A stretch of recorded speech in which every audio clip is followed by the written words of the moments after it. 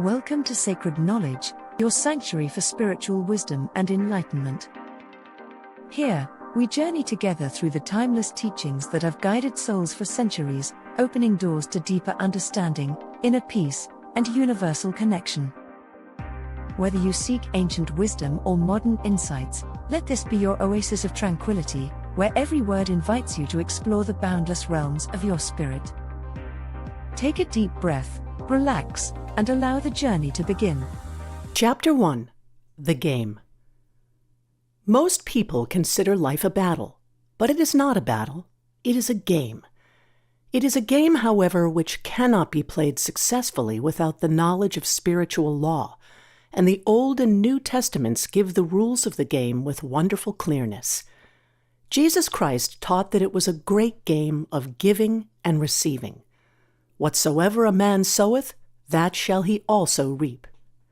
This means that whatever man sends out in word or deed will return to him. What he gives, he will receive. If he gives hate, he will receive hate. If he gives love, he will receive love. If he gives criticism, he will receive criticism. If he lies, he will be lied to. If he cheats, he will be cheated. We are taught also that the imaging faculty plays a leading part in the game of life. Keep thy heart, or imagination, with all diligence, for out of it are the issues of life. Proverbs 4:23. This means that what man images sooner or later externalizes in his affairs. I know of a man who feared a certain disease. It was a very rare disease and difficult to get. But he pictured it continually and read about it until it manifested in his body, and he died, the victim of distorted imagination. So we see, to play successfully the game of life, we must train the imaging faculty. A person with an imaging faculty trained to image only good brings into his life every righteous desire of his heart: health, wealth, love, friends, perfect self-expression, his highest ideals. The imagination has been called the scissors of the mind, and it is ever cutting day by day the pictures man sees there, and sooner or later he meets his own creations in his outer world. To train the imagination successfully, man must understand the workings of his mind. The Greeks said, "Know thyself." There are 3 departments of the mind: the subconscious, conscious, and superconscious. The subconscious is simply power without direction. It is like steam or electricity, and it does what it is directed to do. It has no power of induction. Whatever man feels deeply or images clearly is impressed upon the subconscious mind and carried out in minutest detail. For example, a woman I know, when a child, always made believe she was a widow. She dressed up in black clothes and wore a long black veil, and people thought she was very clever and amusing. She grew up and married a man with whom she was deeply in love. In a short time, he died, and she wore black and a sweeping veil for many years. The picture of herself as a widow was impressed upon the subconscious mind, and in due time worked itself out, regardless of the havoc created. The conscious mind has been called mortal or carnal mind. It is the human mind and sees life as it appears to be. It sees death, disaster, sickness, poverty, and limitation of every kind, and it impresses the subconscious. The superconscious mind is the God mind within each man, and is the realm of perfect ideas. In it is the perfect pattern spoken of by Plato, the divine design, for there is a divine design for each person. There is a place that you are to fill and no one else can fill, something you are to do which no one else can do. There is a perfect picture of this in the superconscious mind. It usually flashes across the conscious as an unattainable ideal, something too good to be true. In reality, it is man's true destiny or destination flashed to him from the infinite intelligence which is within himself.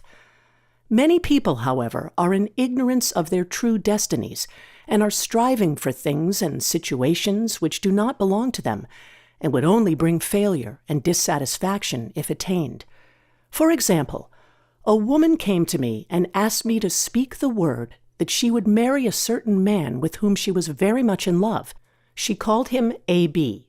I replied that this would be a violation of spiritual law, but that I would speak the word for the right man, the divine selection, the man who belonged to her by divine right.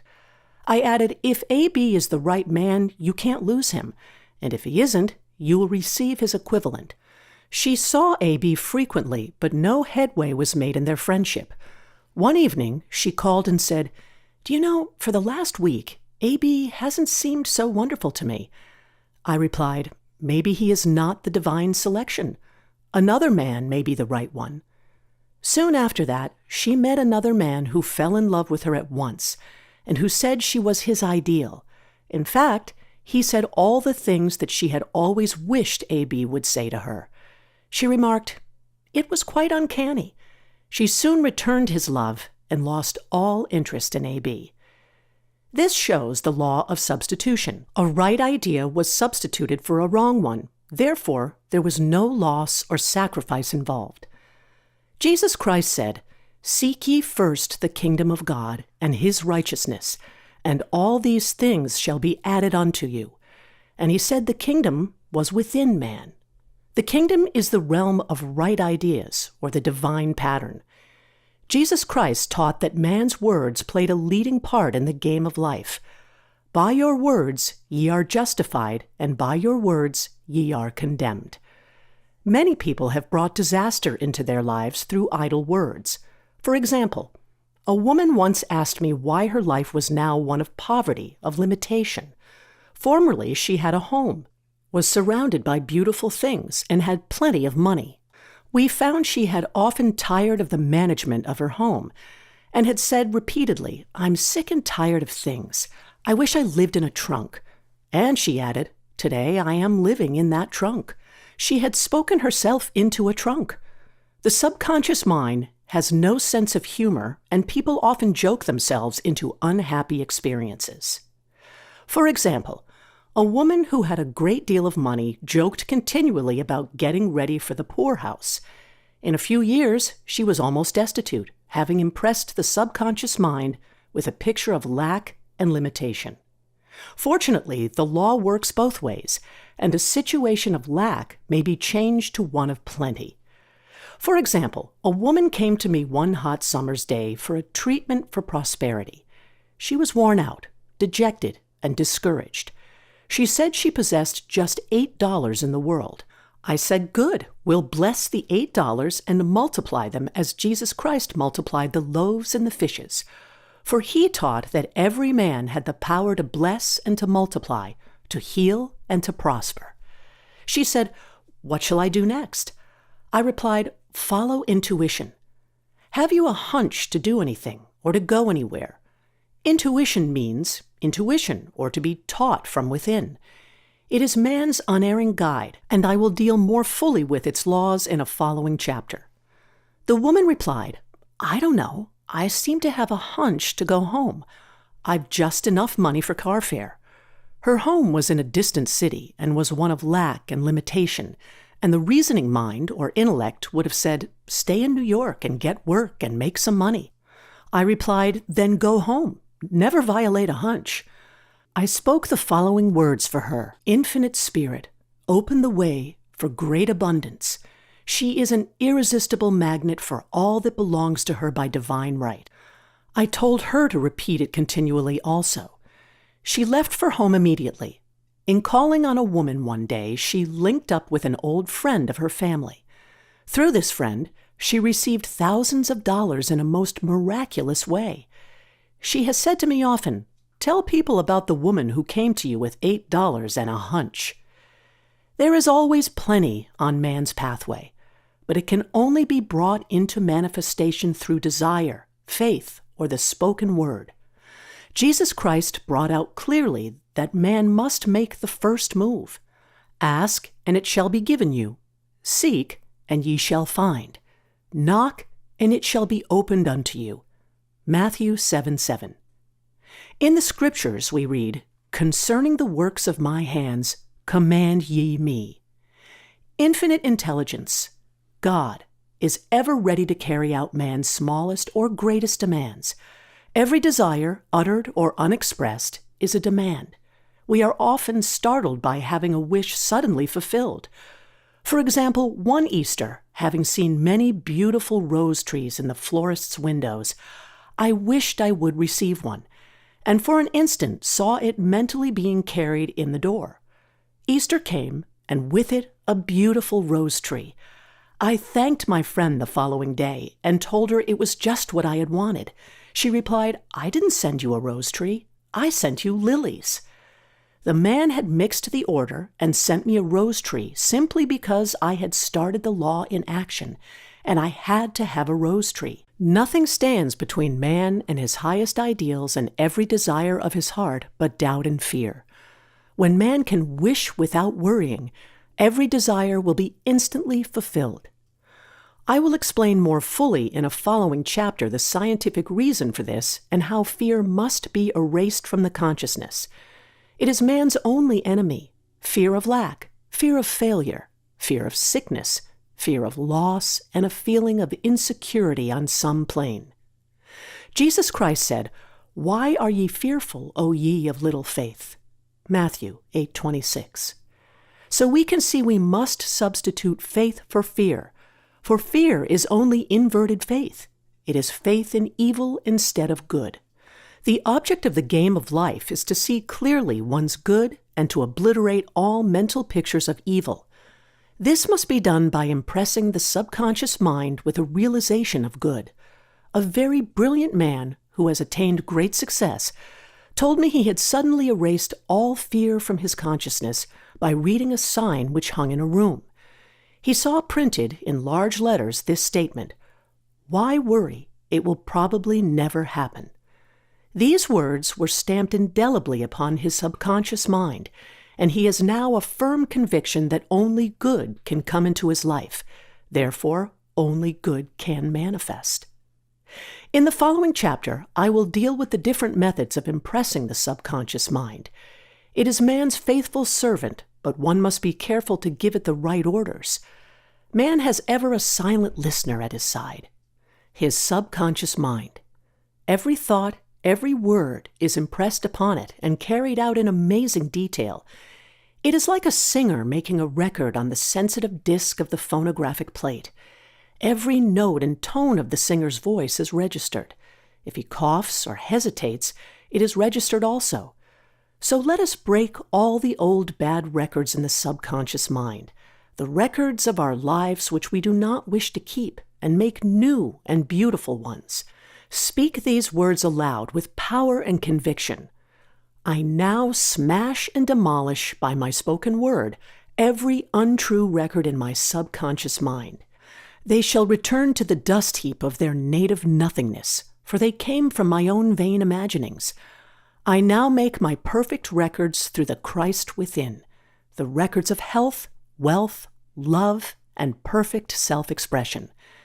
This is the square of life, the game completed. In the following chapters, I will show how man can change his conditions by changing his words. Any man who does not know the power of the word is behind the times. Death and life are in the power of the tongue. Proverbs 18:21. Chapter 2. The Law of Prosperity. Yea, the Almighty shall be thy defense, and thou shalt have plenty of silver. One of the greatest messages given to the race through the Scriptures is that God is man's supply, and that man can release through his spoken word all that belongs to him by divine right. He must, however, have perfect faith in his spoken word. Isaiah said, "My word shall not return unto me void, but shall accomplish that whereunto it is sent." We know now that words and thoughts are a tremendous vibratory force, ever molding man's body and affairs. A woman came to me in great distress and said she was to be sued on the 15th of the month for $3,000. She knew no way of getting the money and was in despair. I told her God was her supply, and that there is a supply for every demand. So I spoke the word. I gave thanks that the woman would receive $3,000 at the right time in the right way. I told her she must have perfect faith and act her perfect faith. The 15th came, but no money had materialized. She called me on the phone and asked what she was to do. I replied, "It is Saturday, so they won't sue you today. Your part is to act rich, thereby showing perfect faith that you will receive it by Monday." She asked me to lunch with her to keep up her courage. When I joined her at the restaurant, I said, "This is no time to economize. Order an expensive luncheon. Act as if you have already received the $3,000. All things whatsoever ye ask in prayer, believing, ye shall receive." You must act as if you had already received. The next morning, she called me on the phone and asked me to stay with her during the day. I said, "No, you are divinely protected and God is never too late." In the evening, she phoned again, greatly excited, and said, "My dear, a miracle has happened. I was sitting in my room this morning when the doorbell rang. I said to the maid, 'Don't let anyone in.' The maid, however, looked out the window and said, 'It's your cousin with the long white beard.' So I said, 'Call him back. I would like to see him.' He was just turning the corner when he heard the maid's voice, and he came back. He talked for about an hour, and just as he was leaving, he said, 'Oh, by the way, how are finances?' I told him I needed the money, and he said, 'Why, my dear, I will give you $3,000 the first of the month.' I didn't like to tell him I was going to be sued. What shall I do? I won't receive it till the first of the month, and I must have it tomorrow." I said, "I'll keep on treating." I said, "Spirit is never too late. I give thanks she has received the money on the invisible plane and that it manifests on time." The next morning, her cousin called her up and said, "Come to my office this morning and I will give you the money." That afternoon, she had $3,000 to her credit in the bank and wrote checks as rapidly as her excitement would permit. If one asks for success and prepares for failure, he will get the situation he has prepared for. For example, a man came to me asking me to speak the word that a certain debt would be wiped out. I found he spent his time planning what he would say to the man when he did not pay his bill, thereby neutralizing my words. He should have seen himself paying the debt. We have a wonderful illustration of this in the Bible relating to the 3 kings who were in the desert without water for their men and horses. They consulted the prophet Elisha, who gave them this astonishing message. "Thus saith the Lord, Ye shall not see wind, neither shall ye see rain, yet make this valley full of ditches." Man must prepare for the thing he has asked for, when there isn't the slightest sign of it in sight. For example, a woman found it necessary to look for an apartment during the year when there was a great shortage of apartments in New York. It was considered almost an impossibility, and her friends were sorry for her and said, "Isn't it too bad you'll have to store your furniture and live in a hotel?" She replied, "You needn't feel sorry for me. I'm a Superman, and I'll get an apartment." She spoke the words, "Infinite Spirit, open the way for the right apartment." She knew there was a supply for every demand, and that she was unconditioned working on the spiritual plane, and that one with God is a majority. She had contemplated buying new blankets when the tempter, the adverse thought or reasoning mind, suggested, "Don't buy the blankets. Perhaps after all you won't get an apartment and you will have no use for them." She promptly replied to herself, "I'll dig my ditches by buying the blankets." So she prepared for the apartment, acted as though she already had it. She found one in a miraculous way, and it was given to her, although there were over 200 other applicants. The blankets showed active faith. It is needless to say that the ditches dug by the 3 kings in the desert were filled to overflowing. Read 2 Kings. Getting into the spiritual swing of things is no easy matter for the average person. The adverse thoughts of doubt and fear surge from the subconscious. They are the army of the aliens, which must be put to flight. This explains why it is so often darkest before the dawn. A big demonstration is usually preceded by tormenting thoughts. Having made a statement of high spiritual truth, one challenges the old beliefs in the subconscious, and error is exposed to be put out. This is the time when one must make his affirmations of truth repeatedly and rejoice and give thanks that he has already received. Before ye call, I shall answer. This means that every good and perfect gift is already man's awaiting his recognition. Man can only receive what he sees himself receiving. The children of Israel were told that they could have all the land they could see. This is true of every man. He has only the land within his own mental vision. Every great work, every big accomplishment has been brought into manifestation through holding to the vision, and often just before the big achievement comes apparent failure and discouragement. The children of Israel, when they reached the promised land, were afraid to go in, for they said it was filled with giants who made them feel like grasshoppers. And there we saw the giants, and we were in our own sight as grasshoppers. This is almost every man's experience. However, the one who knows spiritual law is undisturbed by appearance and rejoices while he is yet in captivity. That is, he holds to his vision and gives thanks that the end is accomplished he has received. Jesus Christ gave a wonderful example of this. He said to his disciples, "Say not ye, there are yet 4 months, and then cometh the harvest? Behold, I say unto you, lift up your eyes and look on the fields, for they are ripe already to harvest." His clear vision pierced the world of matter, and he saw clearly the fourth-dimensional world, things as they really are, perfect and complete in divine mind. So man must ever hold the vision of his journey's end and demand the manifestation of that which he has already received. It may be his perfect health, love, supply, self-expression, home, or friends. They are all finished and perfect ideas registered in divine mind, man's own superconscious mind, and must come through him, not to him.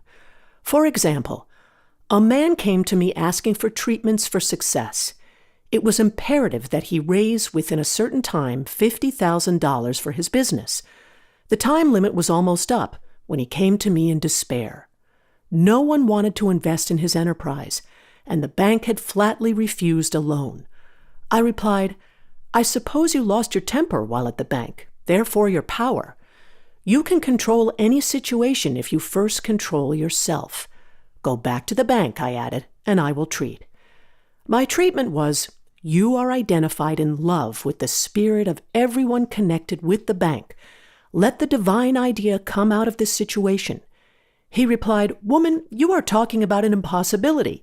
Tomorrow is Saturday. The bank closes at 12, and my train won't get me there until 10, and the time limit is up tomorrow, and anyway, they won't do it. It's too late." I replied, "God doesn't need any time and is never too late. With him, all things are possible." I added, "I don't know anything about business, but I know all about God." He replied, "It all sounds fine when I sit here listening to you, but when I go out, it's terrible." He lived in a distant city, and I did not hear from him for a week. Then came a letter. It read, "You were right. I raised the money and will never again doubt the truth of all that you told me." I saw him a few weeks later, and I said, "What happened? You evidently had plenty of time after all." He replied, "My train was late, and I got there just 15 minutes to 12. I walked into the bank quietly and said, 'I have come for the loan,' and they gave it to me without a question." It was the last 15 minutes of the time allotted to him, and Infinite Spirit was not too late. In this instance, the man could never have demonstrated alone. He needed someone to help him hold to the vision. This is what one man can do for another. Jesus Christ knew the truth of this when he said, "If 2 of you shall agree on earth as touching anything that they shall ask, it shall be done for them of my Father which is in heaven." One gets too close to his own affairs and becomes doubtful and fearful. The friend or healer sees clearly the success, health, or prosperity and never wavers, because he is not close to the situation. It is much easier to demonstrate for someone else than for oneself. so a person should not hesitate to ask for help if he feels himself wavering. A keen observer of life once said, "No man can fail if some one person sees him successful." Such is the power of the vision, and many a great man has owed his success to a wife or sister or a friend who believed in him and held without wavering to the perfect pattern. Chapter 3. The Power of the Word. By thy words thou shalt be justified, and by thy words thou shalt be condemned. A person knowing the power of the word becomes very careful of his conversation. He has only to watch the reaction of his words to know that they do not return void. Through his spoken word, man is continually making laws for himself.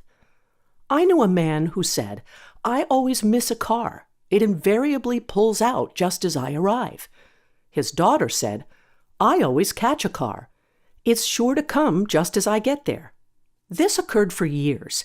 Each had made a separate law for himself, one of failure, one of success. This is the psychology of superstitions. The horseshoe or rabbit's foot contains no power, but man's spoken word and belief that it will bring him good luck creates expectancy in the subconscious mind and attracts a lucky situation. I find, however, this will not work when man has advanced spiritually and knows a higher law. One cannot turn back and must put away graven images. For example, 2 men in my class had had great success in business for several months when suddenly everything went to smash. We tried to analyze the situation, and I found instead of making their affirmations and looking to God for success and prosperity, they had each bought a lucky monkey. I said, "Oh, I see. You have been trusting in the lucky monkey instead of God. Put away the lucky monkeys and call on the law of forgiveness, for man has power to forgive or neutralize his mistakes." They decided to throw the lucky monkeys down a coal hole, and all went well again. This does not mean, however, that one should throw away every lucky ornament or horseshoe about the house, but he must recognize that the power back of it is the one and only power, God, and that the object simply gives him a feeling of expectancy. I was with a friend one day who was in deep despair. In crossing the street, she picked up a horseshoe. Immediately, she was filled with joy and hope. She said God has sent her the horseshoe in order to keep up her courage. It was indeed at that moment about the only thing that could have registered in her consciousness. Her hope became faith, and she ultimately made a wonderful demonstration. I wish to make the point clear that the men previously mentioned were depending on the monkeys alone, while this woman recognized the power back of the horseshoe. I know in my own case, it took a long while to get out of a belief that a certain thing brought disappointment. If the thing happened, disappointment invariably followed. I found the only way I could make a change in the subconscious was by asserting there are not 2 powers. There is only one power, God. Therefore, there are no disappointments, and this thing means a happy surprise. I noticed a change at once, and happy surprises commenced coming my way. I have a friend who said nothing could induce her to walk under a ladder. I said, "If you are afraid, you are giving in to a belief in 2 powers, good and evil, instead of one. As God is absolute, there can be no opposing power unless man makes the false of evil for himself. To show you believe in only one power, God, and that there is no power or reality in evil, walk under the next ladder you see." Soon after, she went to her bank. She wished to open her box in the safety deposit vault, and there stood a ladder on her pathway. It was impossible to reach the box without passing under the ladder. She quailed with fear and turned back. She could not face the lion on her pathway. However, when she reached the street, my words rang in her ears, and she decided to return and walk under it. It was a big moment in her life, for ladders had held her in bondage for years. She retraced her steps to the vault, and the ladder was no longer there. This so often happens. If one is willing to do a thing he is afraid to do, he does not have to. It is the law of nonresistance which is so little understood. Someone has said that courage contains genius and magic. Face a situation fearlessly, and there is no situation to face. It falls away of its own weight. The explanation is that fear attracted the ladder on the woman's pathway, and fearlessness removed it.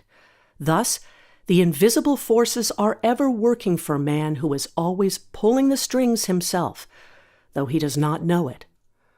Owing to the vibratory power of words, whatever man voices, he begins to attract. People who continually speak of disease invariably attract it. After man knows the truth, he cannot be too careful of his words. For example, I have a friend who often says on the phone, "Do come to see me and have a fine old-fashioned chat." This old-fashioned chat means an hour of about 500 to 1,000 destructive words, the principal topics being loss, lack, failure, and sickness. I reply, "No, I thank you. I've had enough old-fashioned chats in my life. They are too expensive, but I will be glad to have a new-fashioned chat and talk about what we want, not what we don't want." There is an old saying that man only dares use his words for 3 purposes: to heal, bless, or prosper. What man says of others will be said of him, and what he wishes for another, he is wishing for himself. Curses, like chickens, come home to roost. If a man wishes someone bad luck, he is sure to attract bad luck himself. If he wishes to aid someone to success, he is wishing and aiding himself to success. The body may be renewed and transformed through the spoken word and clear vision, and disease be completely wiped out of the consciousness. The metaphysician knows that all disease has a mental correspondence, and in order to heal the body, one must first heal the soul. The soul is the subconscious mind, and it must be saved from wrong thinking. In the 23rd Psalm, we read, "He restoreth my soul." This means that the subconscious mind or soul must be restored with the right ideas, and the mystical marriage is the marriage of the soul and the spirit, or the subconscious and superconscious mind. They must be one. When the subconscious is flooded with the perfect ideas of the superconscious, God and man are one.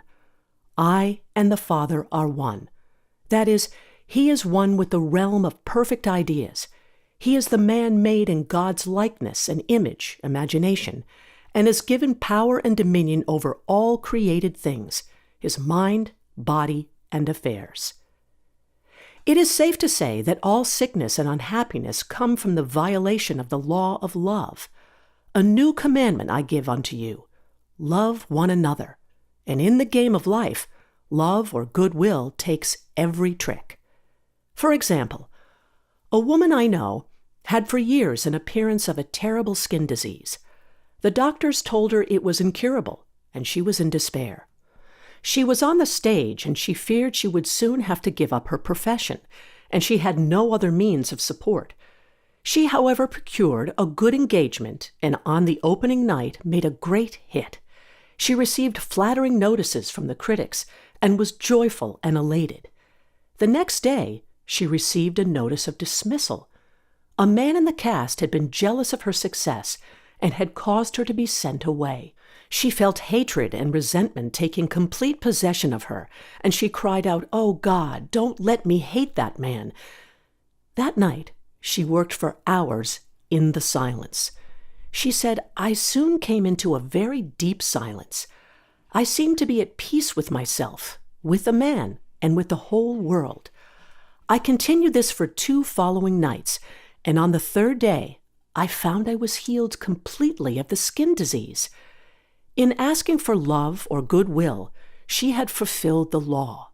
For love is the fulfilling of the law, and the disease which came from subconscious resentment was wiped out. Continual criticism produces rheumatism, as critical, inharmonious thoughts cause unnatural deposits in the blood, which settle in the joints. False growths are caused by jealousy, hatred, unforgiveness, fear, etc. Every disease is caused by a mind not at ease. I said once in my class, there is no use asking anyone, what's the matter with you? We might just as well say, who's the matter with you? Unforgiveness is the most prolific cause of disease. It will harden arteries or liver and affect the eyesight. In its train are endless ills. I called on a woman one day who said she was ill from having eaten a poisoned oyster. I replied, "Oh no, the oyster was harmless. You poisoned the oyster." "What's the matter with you?" She answered, "Oh, about 19 people." She had quarreled with 19 people and had become so inharmonious that she attracted the wrong oyster. Any inharmony on the external indicates there is mental inharmony. As the within, so the without. Man's only enemies are within himself, and man's foes shall be they of his own household. Personality is one of the last enemies to be overcome, as this planet is taking its initiation in love. It was Christ's message, peace on earth, goodwill towards man. The enlightened man, therefore, endeavors to perfect himself upon his neighbor. His work is with himself, to send out goodwill and blessings to every man, and the marvelous thing is that if one blesses a man, he has no power to harm him. For example, a man came to me asking to treat for success in business. He was selling machinery, and a rival appeared on the scene with what he proclaimed was a better machine, and my friend feared defeat. I said, first of all, we must wipe out all fear and know that God protects your interests and that the divine idea must come out of the situation. That is, the right machine will be sold by the right man to the right man. And I added, don't hold one critical thought towards that man. Bless him all day and be willing not to sell your machine if it isn't the divine idea. So he went to the meeting, fearless and non-resistant, and blessing the other man. He said the outcome was very remarkable. The other man's machine refused to work, and he sold his without the slightest difficulty. But I say unto you, love your enemies, bless them that curse you, do good to them that hate you, and pray for them which spitefully use you and persecute you. Goodwill produces a great aura of protection about the one who sends it, and no weapon that is formed against him shall prosper. In other words, love and goodwill destroy the enemies within oneself. Therefore, one has no enemies on the external. There is peace on earth for him who sends goodwill to man. Chapter 4. The Law of Nonresistance. Resist not evil. Be not overcome of evil, but overcome evil with good. Nothing on earth can resist an absolutely non-resistant person. The Chinese say that water is the most powerful element because it is perfectly non-resistant. It can wear away a rock and sweep all before it. Jesus Christ said, resist not evil, for he knew in reality there is no evil, therefore nothing to resist.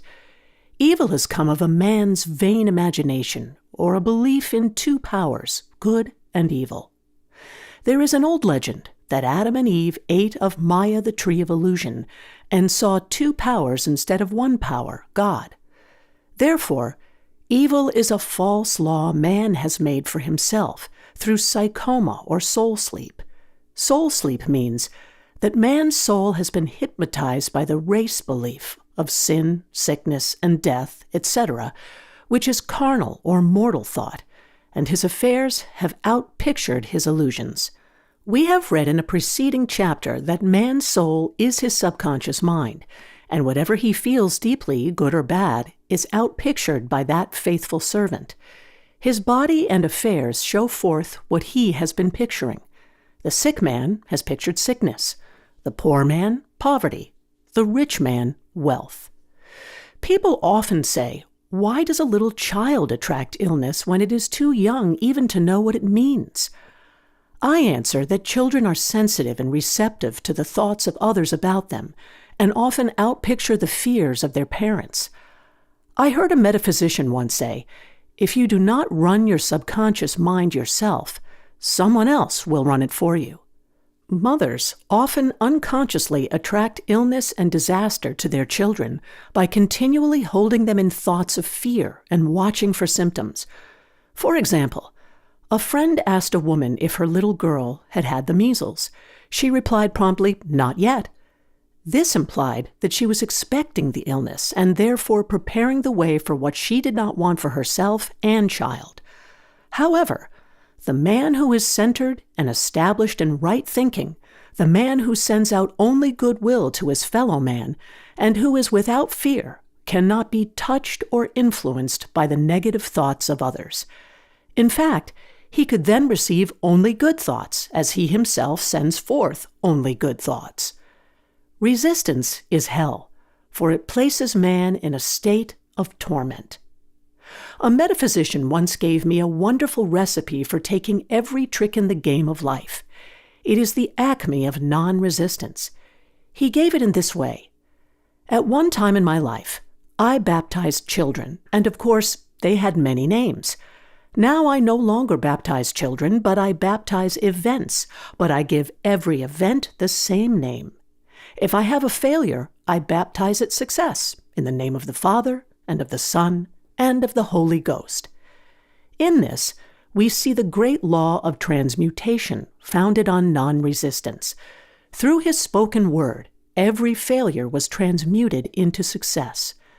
For example, a woman who required money and who knew the spiritual law of opulence was thrown continually in a business way with a man who made her feel very poor. He talked lack and limitation, and she commenced to catch his poverty thoughts, so she disliked him and blamed him for her failure. She knew in order to demonstrate her supply, she must first feel that she had received. A feeling of opulence must precede its manifestation. It dawned upon her one day that she was resisting the situation and seeing two powers instead of one. So she blessed the man and baptized the situation success. She affirmed, "As there is only one power, God, this man is here for my good and my prosperity." Just what he did not seem to be there for. Soon after that, she met, through this man, a woman who gave her for a service rendered several $1,000s, and the man moved to a distant city and faded harmoniously from her life. Make the statement, "Every man is a golden link in the chain of my good, for all men are God in manifestation, awaiting the opportunity given by man himself to serve the divine plan of his life." Bless your enemy, and you rob him of his ammunition. His arrows will be transmuted into blessings. This law is true of nations as well as individuals. Bless a nation, send love and goodwill to every inhabitant, and it is robbed of its power to harm. Man can only get the right idea of non-resistance through spiritual understanding. My students have often said, "I don't want to be a doormat." I reply, when you use non-resistance with wisdom, no one will ever be able to walk over you. Another example. One day I was impatiently awaiting an important telephone call. I resisted every call that came in and made no outgoing calls myself, reasoning that it might interfere with the one I was awaiting. Instead of saying, "Divine ideas never conflict, the call will come at the right time," leaving it to infinite intelligence to arrange, I commenced to manage things myself. I made the battle mine, not God's, and remained tense and anxious. The bell did not ring for about an hour, and I glanced at the phone and found the receiver had been off that length of time and the phone was disconnected. My anxiety, fear, and belief in interference had brought on a total eclipse of the telephone. Realizing what I had done, I commenced blessing the situation at once. I baptized it success and affirmed, "I cannot lose any call that belongs to me by divine right. I am under grace and not under law." A friend rushed out to the nearest telephone to notify the company to reconnect. She entered a crowded grocery, but the proprietor left his customers and attended to the call himself. My phone was connected at once, and 2 minutes later, I received a very important call, and about an hour afterward, the one I had been awaiting. One's ships come in over a calm sea. So long as man resists a situation, he will have it with him. If he runs away from it, it will run after him. For example, I repeated this to a woman one day, and she replied, "How true that is. I was unhappy at home. I disliked my mother, who was critical and domineering. So I ran away and was married. But I married my mother, for my husband was exactly like my mother, and I had the same situation to face again. Agree with thine adversary quickly." That means agree that the adverse situation is good. Be undisturbed by it, and it falls away of its own weight. "None of these things move me" is a wonderful affirmation. The inharmonious situation comes from some inharmony within man himself. When there is in him no emotional response to an inharmonious situation, it fades away forever from his pathway. So we see man's work is ever with himself. People have said to me, "Give treatments to change my husband or my brother." I reply, "No, I will give treatments to change you. When you change, your husband and your brother will change." One of my students was in the habit of lying. I told her it was a failure method, and if she lied, she would be lied to. She replied, "I don't care. I can't possibly get along without lying." One day, she was speaking on the phone to a man with whom she was very much in love. She turned to me and said, "I don't trust him. I know he's lying to me." I replied, "Well, you lie yourself, so someone has to lie to you, and you will be sure it will be just the person you want the truth from." Some time after that, I saw her, and she said, "I'm cured of lying." I questioned, "What cured you?" She replied, "I have been living with a woman who lied worse than I did." One is often cured of his faults by seeing them in others. Life is a mirror, and we find only ourselves reflected in our associates. Living in the past is a failure method and a violation of spiritual law. Jesus Christ said, "Behold, now is the accepted time. Now is the day of salvation." Lot's wife looked back and was turned into a pillar of salt. The robbers of time are the past and the future. Man should bless the past and forget it if it keeps him in bondage, and bless the future, knowing it has in store for him endless joys, but live fully in the now. For example, a woman came to me complaining that she had no money with which to buy Christmas gifts. She said, "Last year was so different. I had plenty of money and gave lovely presents, and this year I have scarcely a cent." I replied, "You will never demonstrate money while you are pathetic and live in the past. Live fully in the now and get ready to give Christmas presents. Dig your ditches, and the money will come." She exclaimed, "I know what to do. I will buy some tinsel twine, Christmas seals, and wrapping paper." I replied, "Do that, and the presents will come and stick themselves to the Christmas seals." This, too, was showing financial fearlessness and faith in God, as the reasoning mind said, "Keep every cent you have, as you are not sure you will get any more." She bought the seals, paper, and twine, and a few days before Christmas received a gift of several $100s. Buying the seals and twine had impressed the subconscious with expectancy and opened the way for the manifestation of the money. She purchased all the presents in plenty of time. Man must live suspended in the moment. Look well, therefore, to this day. Such is the salutation of the dawn. He must be spiritually alert, ever awaiting his leads, taking advantage of every opportunity. One day I said continually, silently, "Infinite Spirit, don't let me miss a trick." And something very important was told to me that evening. It is most necessary to begin the day with right words. Make an affirmation immediately upon waking. For example, "Thy will be done this day. Today is a day of completion. I give thanks for this perfect day. Miracle shall follow miracle, and wonders shall never cease." Make this a habit, and one will see wonders and miracles come into life. One morning, I picked up a book and read, "Look with wonder at that which is before you." It seemed to be my message for the day, so I repeated again and again, "Look with wonder at that which is before you." At about noon, a large sum of money was given me, which I had been desiring for a certain purpose. In a following chapter, I will give affirmations that I have found most effective. However, one should never use an affirmation unless it is absolutely satisfying and convincing to his own consciousness, and often an affirmative is changed to suit different people. For example, the following has brought success to many. I have a wonderful work in a wonderful way. I give wonderful service for wonderful pay. I gave the first 2 lines to one of my students, and she added the last 2. It made a most powerful statement, as there should always be perfect payment for perfect service, and a rhyme sinks easily into the subconscious. She went about singing it aloud, and soon did receive wonderful work in a wonderful way, and gave wonderful service for wonderful pay. Another student, a businessman, took it and changed the word work to business. He repeated, "I have a wonderful business in a wonderful way, and I give wonderful service for wonderful pay." That afternoon, he made a $41,000 deal, though there had been no activity in his affairs for months.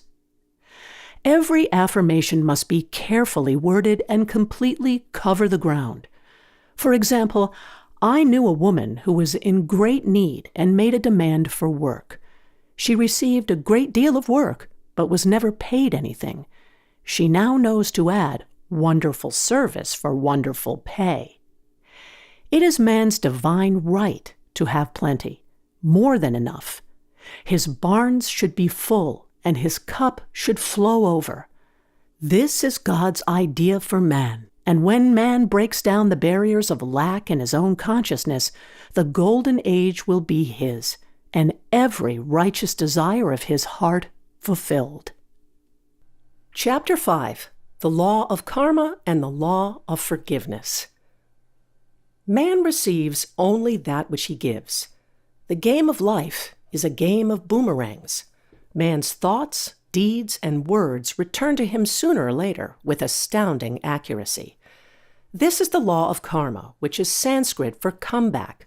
Whatsoever a man soweth, that shall he also reap. For example, a friend told me this story of herself, illustrating the law. She said, "I make all my karma on my aunt. Whatever I say to her, someone says to me. I am often irritable at home, and one day said to my aunt, who was talking to me during dinner, 'No more talk. I wish to eat in peace.' The following day, I was lunching with a woman with whom I wished to make a great impression. I was talking animatedly when she said, 'No more talk. I wish to eat in peace.' My friend is high in consciousness, so her karma returns much more quickly than to one on the mental plane. The more man knows, the more he is responsible for, and a person with a knowledge of spiritual law, which he does not practice, suffers greatly in consequence. The fear of the Lord, law, is the beginning of wisdom. If we read the word Lord, law, it will make many passages in the Bible much clearer. 'Vengeance is mine, I will repay, saith the Lord,' law. It is the law which takes vengeance, not God. God sees man perfect, created in his own image, imagination, and given power and dominion. This is the perfect idea of man registered in divine mind, awaiting man's recognition, for man can only be what he sees himself to be, and only attain what he sees himself attaining. Nothing ever happens without an onlooker, is an ancient saying. Man sees first his failure or success, his joy or sorrow, before it swings into visibility from the scenes set in his own imagination. We have observed this in the mother picturing disease for her child, or a woman seeing success for her husband. Jesus Christ said, "And ye shall know the truth, and the truth shall make you free." So we see freedom from all unhappy conditions comes through knowledge, a knowledge of spiritual law. Obedience precedes authority, and the law obeys man when he obeys the law. The law of electricity must be obeyed before it becomes man's servant. When handled ignorantly, it becomes man's deadly foe. So with the laws of mind. For example, a woman with a strong personal will wished she owned a house which belonged to an acquaintance, and she often made mental pictures of herself living in the house. In the course of time, the man died, and she moved into the house. Several years afterwards, coming into the knowledge of spiritual law, she said to me, "Do you think I had anything to do with that man's death?" I replied, "Yes, your desire was so strong, everything made way for it. But you paid your karmic debt. Your husband, whom you loved devotedly, died soon after, and the house was a white elephant on your hands for years." The original owner, however, could not have been affected by her thoughts had he been positive in the truth, nor her husband, but they were both under karmic law.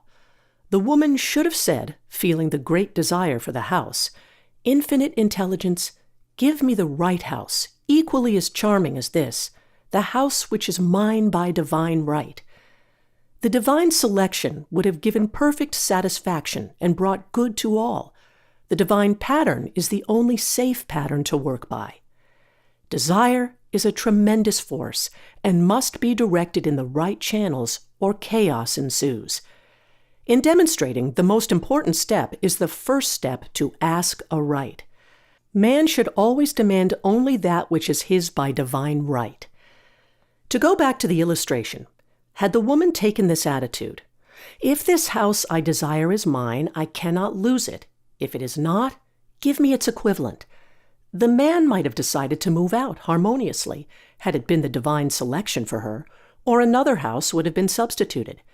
Anything forced into manifestation through personal will is always ill-got and has ever bad success. Man is admonished, "My will be done, not thine," and the curious thing is, man always gets just what he desires when he does relinquish personal will, thereby enabling infinite intelligence to work through him. "Stand ye still and see the salvation of the Lord." Law. For example, a woman came to me in great distress. Her daughter had determined to take a very hazardous trip, and the mother was filled with fear. She said she had used every argument, had pointed out the dangers to be encountered, and forbidden her to go. But the daughter became more and more rebellious and determined. I said to the mother, "You are forcing your personal will upon your daughter, which you have no right to do, and your fear of the trip is only attracting it, for man attracts what he fears." I added, "Let go and take your mental hands off. Put it in God's hands and use this statement. I put this situation in the hands of infinite love and wisdom. If this trip is the divine plan, I bless it and no longer resist. But if it is not divinely planned, I give thanks that it is now dissolved and dissipated."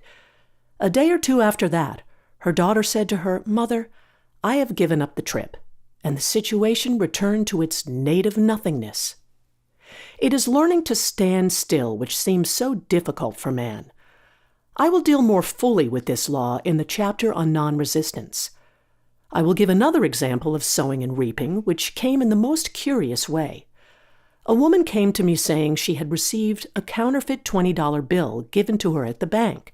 She was much disturbed, for she said the people at the bank will never acknowledge their mistake. I replied, "Let's analyze the situation and find out why you attracted it." She thought a few moments and exclaimed, "I know it. I sent a friend a lot of stage money just for a joke." So the law had sent her some stage money, for it doesn't know anything about jokes. I said, "Now we will call on the law of forgiveness and neutralize the situation." Christianity is founded upon the law of forgiveness. Christ has redeemed us from the curse of the karmic law, and the Christ within each man is his redeemer and salvation from all inharmonious conditions. So I said, "Infinite Spirit, we call on the law of forgiveness and give thanks that she is under grace and not under law, and cannot lose this $20, which is hers by divine right. Now," I said, "go back to the bank and tell them fearlessly that it was given you there by mistake." She obeyed, and to her surprise, they apologized and gave her another bill, treating her most courteously. So knowledge of the law gives man power to rub out his mistakes.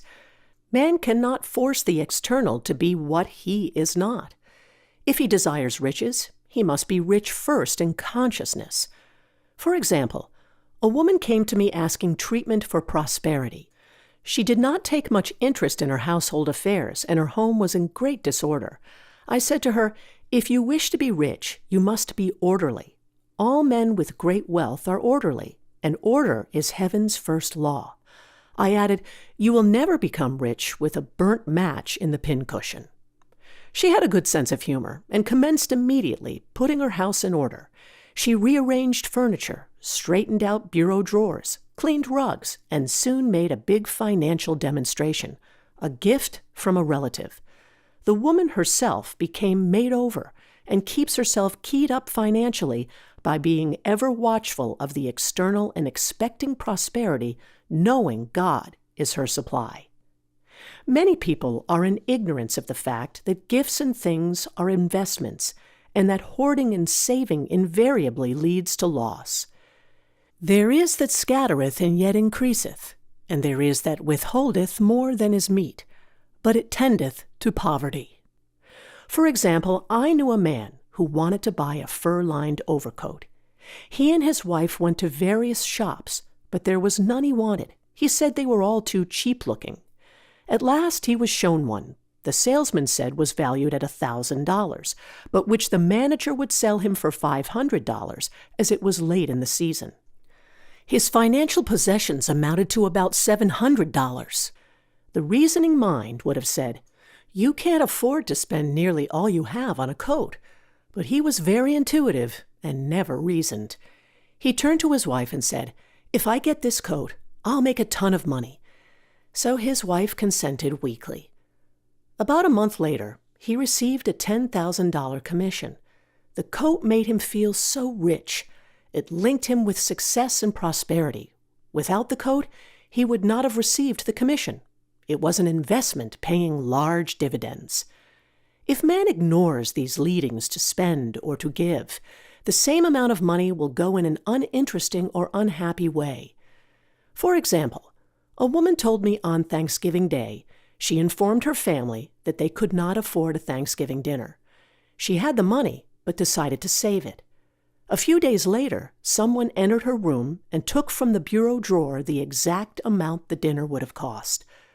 The law always stands back of the man who spends fearlessly with wisdom. For example, one of my students was shopping with her little nephew. The child clamored for a toy, which she told him she could not afford to buy.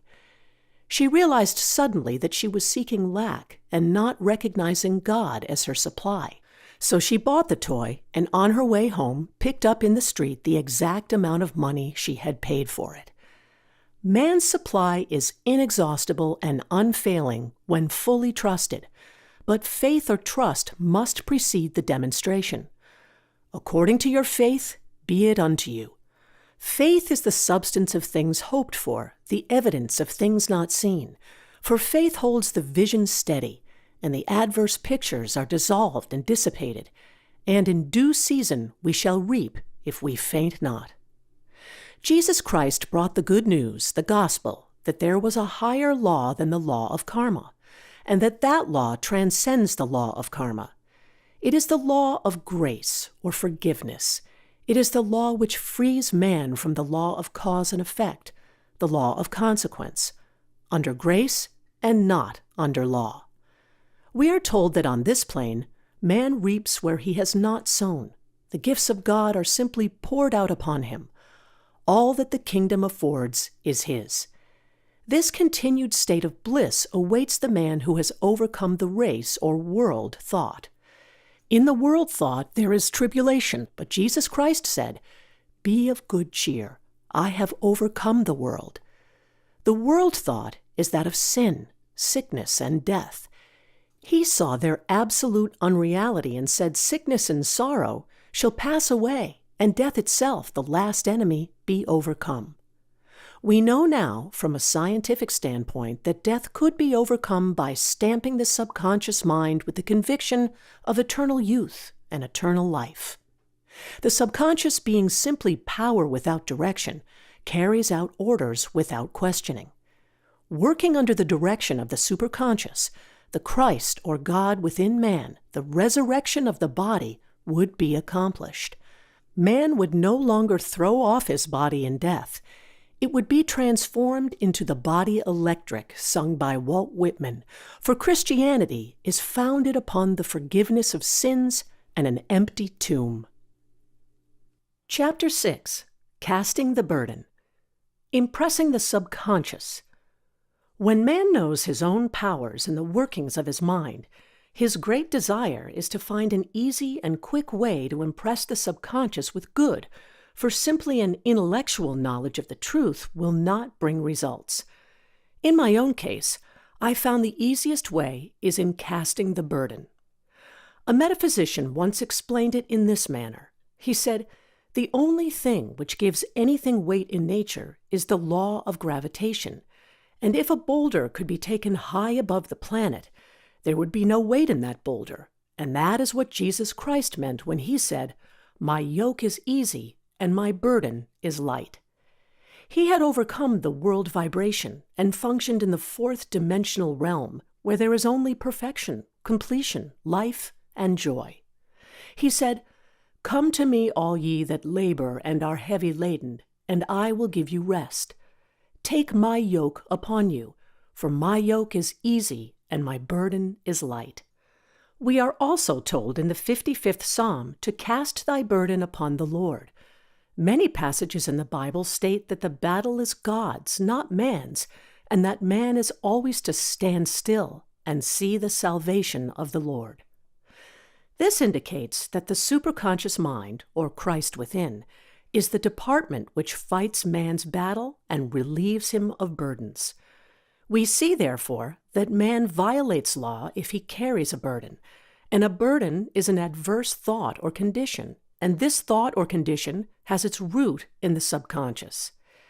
It seems almost impossible to make any headway directing the subconscious from the conscious or reasoning mind, as the reasoning mind, the intellect, is limited in its conceptions and filled with doubts and fears. How scientific it then is to cast the burden upon the superconscious mind, or Christ within, where it is made light or dissolved into its native nothingness. For example, a woman in urgent need of money made light upon the Christ within, the superconscious, with the statement, "I cast this burden of lack on the Christ within, and I go free to have plenty." The belief in lack was her burden, and as she cast it upon the superconscious with its belief of plenty, an avalanche of supply was the result. We read, "The Christ in you, the hope of glory." Another example. One of my students had been given a new piano, and there was no room in her studio for it until she had moved out the old one. She was in a state of perplexity. She wanted to keep the old piano, but knew of no place to send it. She became desperate, as the new piano was to be sent immediately. In fact, was on its way, with no place to put it. She said it came to her to repeat, "I cast this burden on the Christ within, and I go free." A few moments later, her phone rang, and a woman friend asked if she might rent her old piano, and it was moved out a few minutes before the new one arrived. I knew a woman whose burden was resentment. She said, "I cast this burden of resentment on the Christ within, and I go free to be loving, harmonious, and happy." The almighty superconscious flooded the subconscious with love, and her whole life was changed. For years, resentment had held her in a state of torment and imprisoned her soul, the subconscious mind. The statement should be made over and over and over, sometimes for hours at a time, silently or audibly, with quietness but determination. I have often compared it to winding up a Victrola. We must wind ourselves up with spoken words. I have noticed in casting the burden, after a little while, one seems to see clearly. It is impossible to have clear vision while in the throes of carnal mind. Doubts and fear poison the mind and body, and imagination runs riot, attracting disaster and disease. In steadily repeating the affirmation, "I cast this burden on the Christ within and go free," the vision clears, and with it, a feeling of relief, and sooner or later comes the manifestation of good, be it health, happiness, or supply. One of my students once asked me to explain the darkness before the dawn. I referred in a preceding chapter to the fact that often before the big demonstration, everything seems to go wrong, and deep depression clouds the consciousness. It means that out of the subconscious are rising the doubts and fears of the ages. These old derelicts of the subconscious rise to the surface to be put out. It is then that man should clap his cymbals like Jehoshaphat and give thanks that he is saved even though he seems surrounded by the enemy. The situation of lack or disease. The student continued, "How long must one remain in the dark?" And I replied, "Until one can see in the dark. And casting the burden enables one to see in the dark." In order to impress the subconscious, active faith is always essential. Faith without works is dead. In these chapters, I have endeavored to bring out this point. Jesus Christ showed active faith when he commanded the multitude to sit down on the ground before he gave thanks for the loaves and the fishes. I will give another example showing how necessary this step is. In fact, active faith is the bridge over which man passes to his promised land.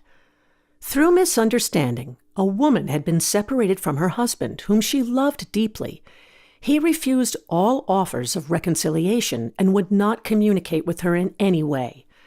Coming into the knowledge of spiritual law, she denied the appearance of separation.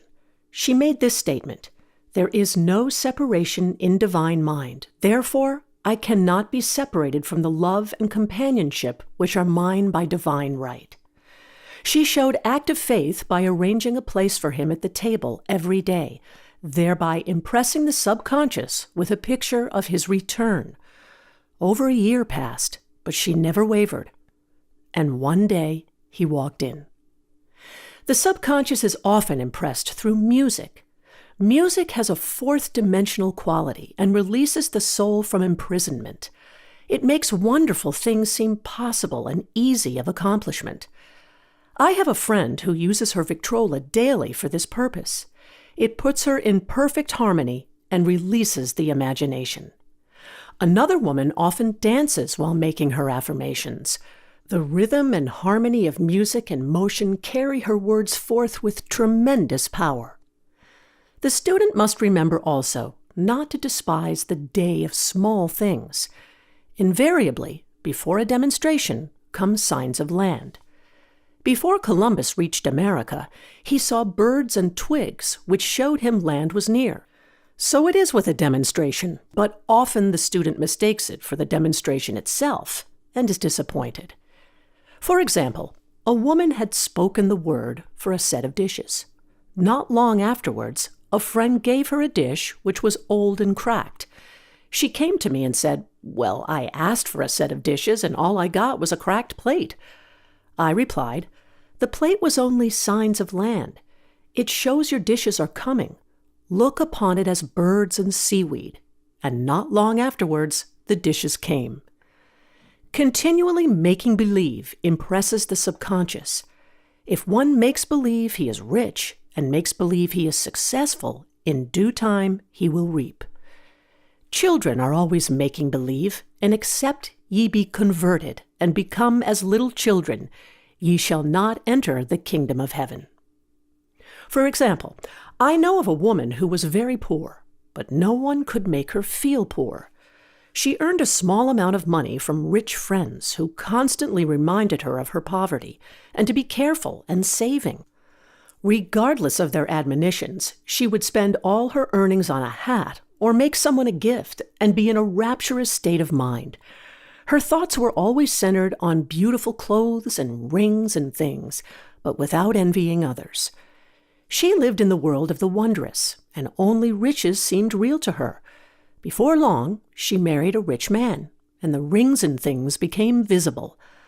I do not know whether the man was the divine selection, but opulence had to manifest in her life, as she had imaged only opulence. There is no peace or happiness for man until he has erased all fear from the subconscious. Fear is misdirected energy and must be redirected or transmuted into faith.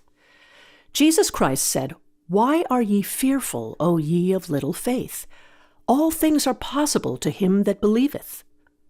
I am asked so often by my students, "How can I get rid of fear?" I reply, by walking up to the thing you are afraid of. The lion takes its fierceness from your fear. Walk up to the lion, and he will disappear. Run away, and he runs after you. I have shown in previous chapters how the lion of lack disappeared when the individual spent money fearlessly, showing faith that God was his supply and therefore unfailing. Many of my students have come out of the bondage of poverty and are now bountifully supplied through losing all fear of letting money go out. The subconscious is impressed with the truth that God is the giver and the gift. Therefore, as one is one with the giver, he is one with the gift. A splendid statement is, "I now thank God the giver for God the gift."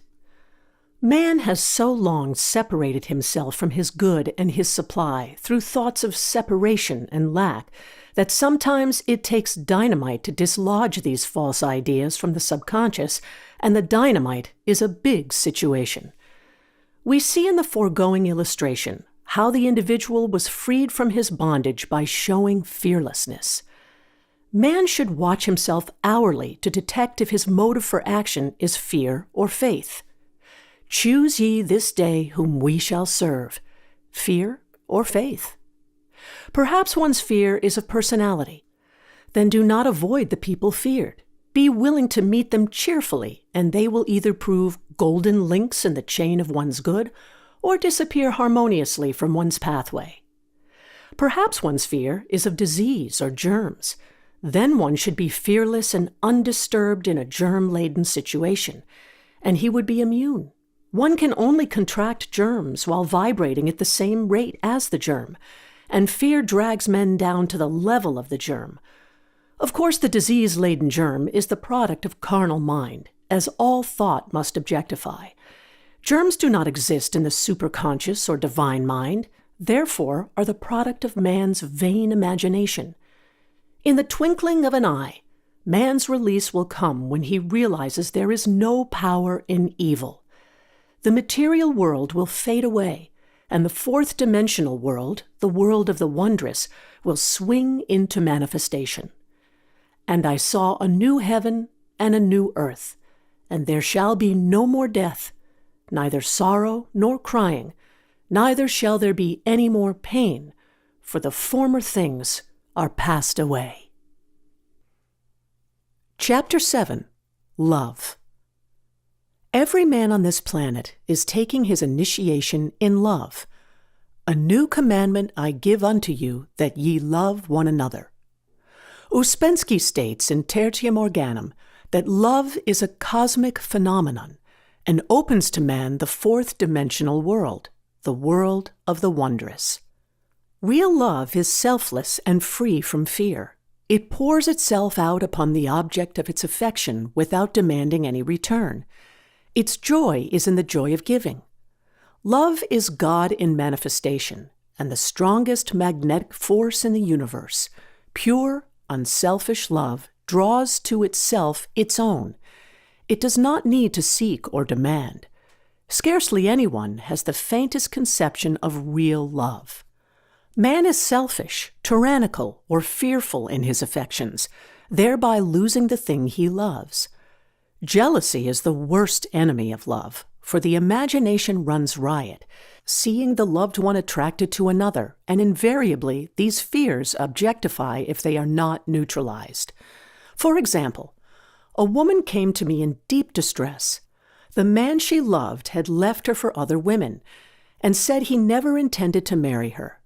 She was torn with jealousy and resentment, and said she hoped he would suffer as he had made her suffer, and added, "How could he leave me when I loved him so much?"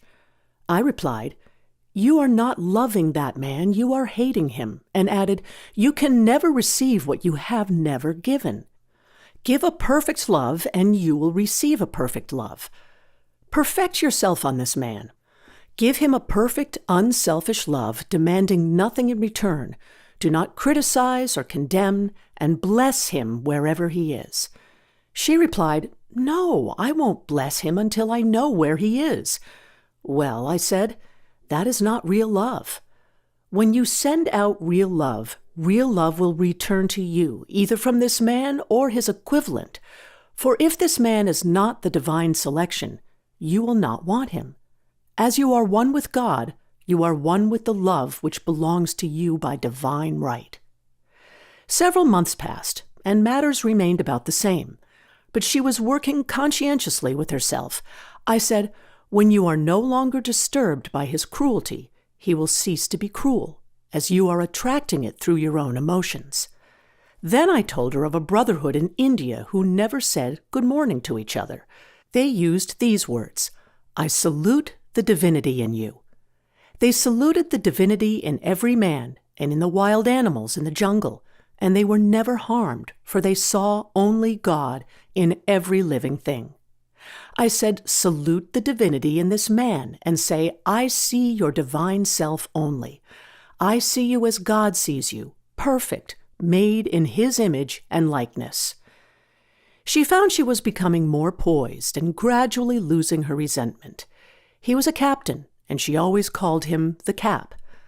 One day she said suddenly, "God bless the Cap wherever he is." I replied, "Now that is real love, and when you have become a complete circle and are no longer disturbed by the situation, you will have his love or attract its equivalent." I was moving at this time and did not have a telephone, so was out of touch with her for a few weeks, when one morning I received a letter saying, "We are married." At the earliest opportunity, I paid her a call. My first words were, "What happened?" "Oh," she exclaimed, "a miracle. One day I woke up and all suffering had ceased. I saw him that evening and he asked me to marry him. We were married in about a week, and I have never seen a more devoted man." There is an old saying, "No man is your enemy, no man is your friend. Every man is your teacher." So one should become impersonal and learn what each man has to teach him, and soon he would learn his lessons and be free. The woman's lover was teaching her selfless love, which every man sooner or later must learn. Suffering is not necessary for man's development. It is the result of violation of spiritual law, but few people seem able to rouse themselves from their soul sleep without it. When people are happy, they usually become selfish, and automatically the law of karma is set in action. Man often suffers loss through lack of appreciation. I knew a woman who had a very nice husband, but she said often, "I don't care anything about being married, but that is nothing against my husband. I'm simply not interested in married life." She had other interests and scarcely remembered she had a husband. She only thought of him when she saw him. One day her husband told her he was in love with another woman and left. She came to me in distress and resentment. I replied, "It is exactly what you spoke the word for. You said you didn't care anything about being married, so the subconscious worked to get you unmarried." She said, "Oh yes, I see. People get what they want and then feel very much hurt." She soon became in perfect harmony with the situation and knew they were both much happier apart. When a woman becomes indifferent or critical and ceases to be an inspiration to her husband, he misses the stimulus of their early relationship and is restless and unhappy. A man came to me dejected, miserable, and poor. His wife was interested in the science of numbers and had had him read. It seems the report was not very favorable, for he said, "My wife says I'll never amount to anything because I am a 2. I replied, "I don't care what your number is. You are a perfect idea in divine mind, and we will demand the success and prosperity which are already planned for you by that infinite intelligence." Within a few weeks, he had a very fine position, and a year or 2 later, he achieved a brilliant success as a writer. No man is a success in business unless he loves his work. The picture the artist paints for love of his art is his greatest work. The pot boiler is always something to live down. No man can attract money if he despises it. Many people are kept in poverty by saying, "Money means nothing to me, and I have a contempt for people who have it." This is the reason so many artists are poor. Their contempt for money separates them from it. I remember hearing one artist say of another, "He's no good as an artist. He has money in the bank." This attitude of mind, of course, separates man from his supply. He must be in harmony with a thing in order to attract it. Money is God in manifestation, as freedom from want and limitation, but it must be always kept in circulation and put to right uses. Hoarding and saving react with grim vengeance. This does not mean that man should not have houses and lots, stocks and bonds, for the barns of the righteous man shall be full. It means man should not hoard even the principal if an occasion arises when money is necessary. In letting it go out fearlessly and cheerfully, he opens the way for more to come in, for God is man's unfailing and inexhaustible supply. This is the spiritual attitude towards money, and the great bank of the universal never fails. We see an example of hoarding in the film production of Greed. The woman won $5,000 in a lottery, but would not spend it. She hoarded and saved, let her husband suffer and starve, and eventually she scrubbed floors for a living. She loved the money itself and put it above everything, and one night she was murdered and the money taken from her. This is an example of where love of money is the root of all evil. Money in itself is good and beneficial, but used for destructive purposes, hoarded and saved, or considered more important than love, brings disease and disaster and the loss of the money itself. Follow the path of love, and all things are added, for God is love, and God is supply. Follow the path of selfishness and greed, and the supply vanishes, or man is separated from it. For example, I knew the case of a very rich woman who hoarded her income. She rarely gave anything away, but bought and bought and bought things for herself. She was very fond of necklaces, and a friend once asked her how many she possessed. She replied, 67. She bought them and put them away, carefully wrapped in tissue paper. Had she used the necklaces, it would have been quite legitimate, but she was violating the law of use. Her closets were filled with clothes she never wore, and jewels which never saw the light. The woman's arms were gradually becoming paralyzed from holding on to things, and eventually she was considered incapable of looking after her affairs, and her wealth was handed over to others to manage. So man, in ignorance of the law, brings about his own destruction. All disease, all unhappiness, come from the violation of the law of love. Man's boomerangs of hate, resentment, and criticism come back laden with sickness and sorrow. Love seems almost a lost art, but the man with the knowledge of spiritual law knows it must be regained, for without it, he has become as sounding brass and tinkling cymbals. For example, I had a student who came to me month after month to clean her consciousness of resentment. After a while, she arrived at the point where she resented only one woman, but that one woman kept her busy. Little by little, she became poised and harmonious, and one day, all resentment was wiped out. She came in radiant and exclaimed, "You can't understand how I feel. The woman said something to me, and instead of being furious, I was loving and kind, and she apologized and was perfectly lovely to me. No one can understand the marvelous lightness I feel within." Love and goodwill are invaluable in business. For example, a woman came to me complaining of her employer. She said she was cold and critical and knew she did not want her in the position. "Well," I replied, "salute the divinity in the woman and send her love." She said, "I can't. She's a marble woman." I answered, "You remember the story of the sculptor who asked for a certain piece of marble? He was asked why he wanted it, and he replied, 'Because there is an angel in the marble.' And out of it, he produced a wonderful work of art." She said, "Very well, I'll try it." A week later, she came back and said, "I did what you told me to, and now the woman is very kind and took me out in her car." People are sometimes filled with remorse for having done someone an unkindness, perhaps years ago. If the wrong cannot be righted, its effect can be neutralized by doing someone a kindness in the present.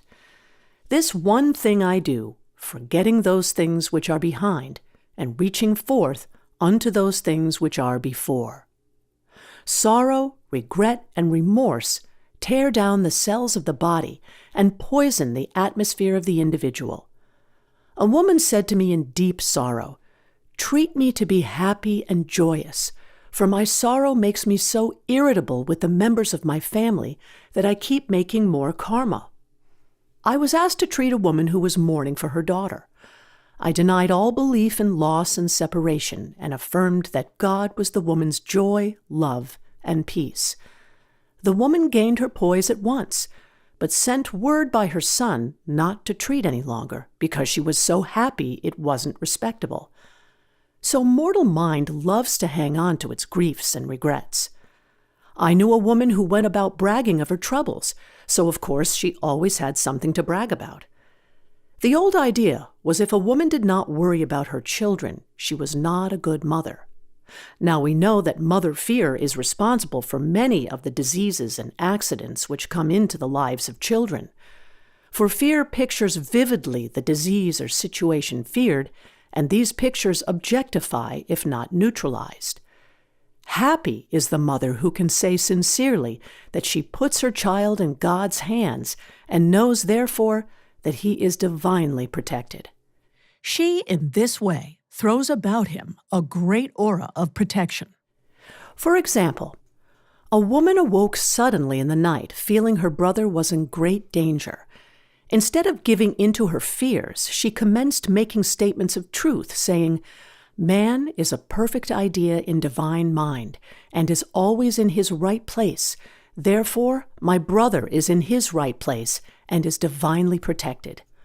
The next day, she found that her brother had been in close proximity to an explosion in a mine, but had miraculously escaped.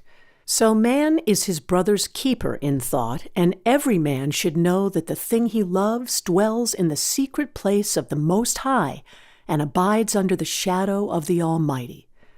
There shall no evil befall thee, neither shall any plague come nigh thy dwelling. Perfect love casteth out fear. He that feareth is not made perfect in love, and love is the fulfilling of the law. Chapter 8. Intuition or Guidance. In all thy ways acknowledge him, and he shall direct thy paths. There is nothing too great of accomplishment for the man who knows the power of his word, and who follows his intuitive leads. By the word, he starts in action unseen forces and can rebuild his body or remold his affairs. It is therefore of the utmost importance to choose the right words, and the student carefully selects the affirmation he wishes to catapult into the invisible. He knows that God is his supply, that there is a supply for every demand, and that his spoken word releases this supply. Ask, and ye shall receive. Man must make the first move. Draw nigh to God, and he will draw nigh to you. I have often been asked just how to make a demonstration. I reply, speak the word, and then do not do anything until you get a definite lead. Demand the lead, saying, "Infinite Spirit, reveal to me the way. Let me know if there is anything for me to do." The answer will come through intuition or hunch, a chance remark from someone, or a passage in a book, etc., etc. The answers are sometimes quite startling in their exactness. For example, a woman desired a large sum of money. She spoke the words, "Infinite Spirit, open the way for my immediate supply. Let all that is mine by divine right now reach me in great avalanches of abundance." Then she added, "Give me a definite lead. Let me know if there is anything for me to do." The thought came quickly. Give a certain friend, who had helped her spiritually, $100. She told her friend, who said, "Wait and get another lead before giving it." So she waited, and that day met a woman who said to her, "I gave someone $1 today. It was just as much for me as it would be for you to give someone 100. This was indeed an unmistakable lead, so she knew she was right in giving the $100. It was a gift which proved a great investment, for shortly after that, a large sum of money came to her in a remarkable way. Giving opens the way for receiving. In order to create activity in finances, one should give. Tithing, or giving 1/10 of one's income, is an old Jewish custom and is sure to bring increase. Many of the richest men in this country have been tithers, and I have never known it to fail as an investment. The 10th part goes forth and returns blessed and multiplied. But the gift or tithe must be given with love and cheerfulness, for God loveth a cheerful giver. Bills should be paid cheerfully. All money should be sent forth fearlessly and with a blessing. This attitude of mind makes man master of money. It is his to obey, and his spoken word then opens vast reservoirs of wealth. Man himself limits his supply by his limited vision. Sometimes the student has a great realization of wealth but is afraid to act. The vision and action must go hand in hand, as in the case of the man who bought the fur-lined overcoat. A woman came to me asking me to speak the word for a position. So I demanded, "Infinite Spirit, open the way for this woman's right position." Never ask for just a position. Ask for the right position, the place already planned in divine mind, as it is the only one that will give satisfaction. I then gave thanks that she had already received, and that it would manifest quickly. Very soon, she had 3 positions offered her, 2 in New York and 1 in Palm Beach, and she did not know which to choose. I said, "Ask for a definite lead." The time was almost up and was still undecided when one day she telephoned, "When I woke up this morning, I could smell Palm Beach." She had been there before and knew its balmy fragrance. I replied, "Well, if you can smell Palm Beach from here, it is certainly your lead." She accepted the position, and it proved a great success. Often, one's lead comes at an unexpected time. One day, I was walking down the street when I suddenly felt a strong urge to go to a certain bakery a block or 2 away. The reasoning mind resisted, arguing, "There is nothing there that you want." However, I had learned not to reason, so I went to the bakery, looked at everything, and there was certainly nothing there that I wanted. But coming out, I encountered a woman I had thought of often, and who was in great need of the help which I could give her. So often, one goes for one thing and finds another. Intuition is a spiritual faculty and does not explain but simply points the way. A person often receives a lead during a treatment. The idea that comes may seem quite irrelevant, but some of God's leadings are mysterious. In the class one day, I was treating that each individual would receive a definite lead. A woman came to me afterwards and said, "While you were treating, I got the hunch to take my furniture out of storage and get an apartment." The woman had come to be treated for health. I told her I knew in getting a home of her own, her health would improve.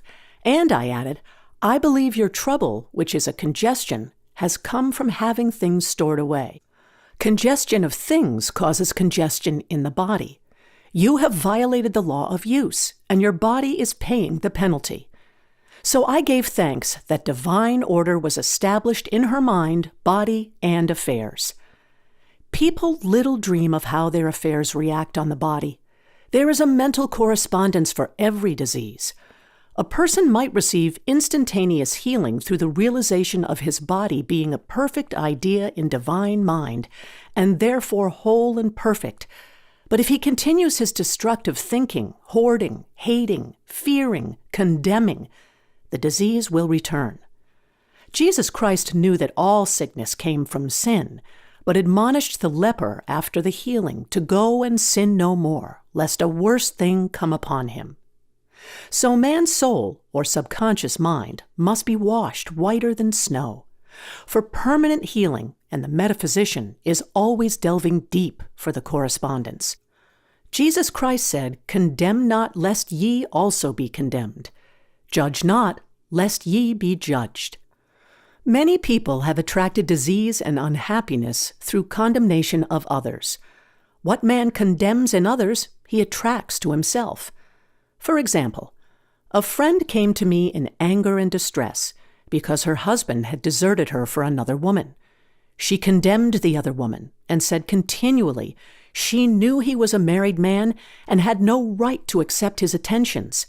I replied, "Stop condemning the woman, bless her, and be through with the situation. Otherwise, you are attracting the same thing to yourself." She was deaf to my words, and a year or two later became deeply interested in a married man herself. Man picks up a live wire whenever he criticizes or condemns, and may expect a shock. Indecision is a stumbling block in many a pathway. In order to overcome it, make the statement repeatedly, "I am always under direct inspiration. I make right decisions quickly."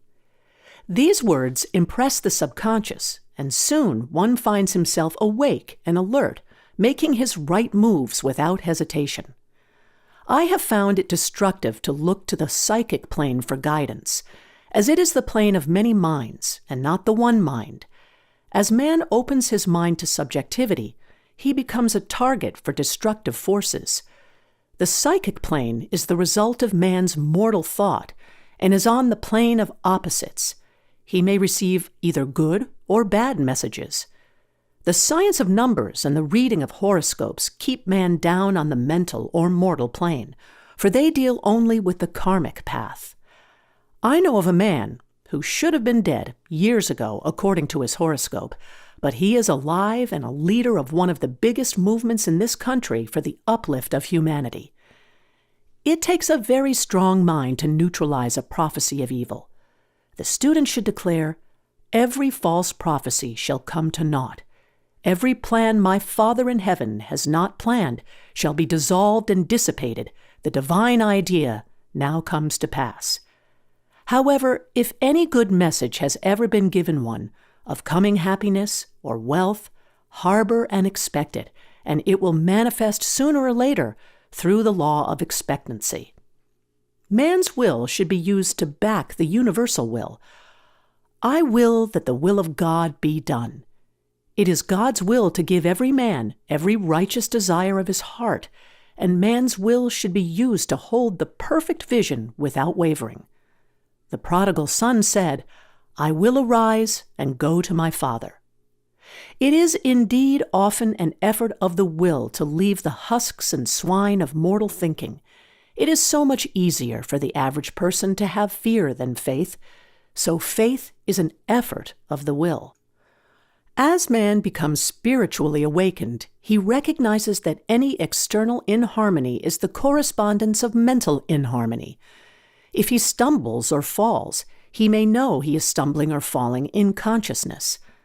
One day, a student was walking along the street condemning someone in her thoughts. She was saying mentally, "That woman is the most disagreeable woman on earth," when suddenly 3 Boy Scouts rushed around the corner and almost knocked her over. She did not condemn the Boy Scouts, but immediately called on the law of forgiveness and saluted the divinity in the woman. Wisdom's way are ways of pleasantness, and all her paths are peace. When one has made his demands upon the universal, he must be ready for surprises. Everything may seem to be going wrong, when in reality it is going right. For example, a woman was told that there was no loss in divine mind, therefore she could not lose anything which belonged to her. Anything lost would be returned, or she would receive its equivalent. Several years previously, she had lost $2,000. She had loaned the money to a relative during her lifetime, but the relative had died, leaving no mention of it in her will. The woman was resentful and angry, and as she had no written statement of the transaction, she never received the money. So she determined to deny the loss and collect the $2,000 from the Bank of the Universal. She had to begin by forgiving the woman, as resentment and unforgiveness closed the doors of this wonderful bank. She made this statement: "I deny loss. There is no loss in divine mind. Therefore, I cannot lose the $2,000 which belong to me by divine right. As one door shuts, another door opens." She was living in an apartment house which was for sale, and in the lease was a clause stating that if the house was sold, the tenants would be required to move out within 90 days. Suddenly, the landlord broke the leases and raised the rent.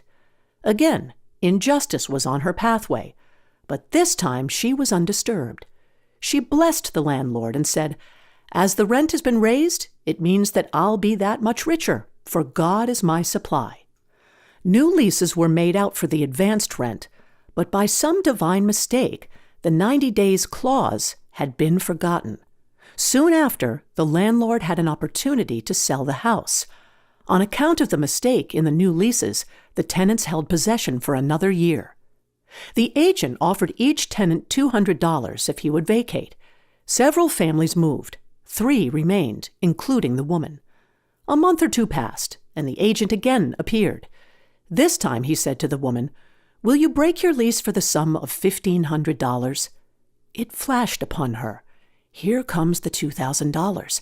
She remembered having said to friends in the house, "We will act together if anything more is said about leaving." So her lead was to consult her friends. These friends said, "Well, if they've offered you $1,500, they will certainly give $2,000. So she received a check for $2,000 for giving up the apartment. It was certainly a remarkable working of the law, and the apparent injustice was merely opening the way for her demonstration.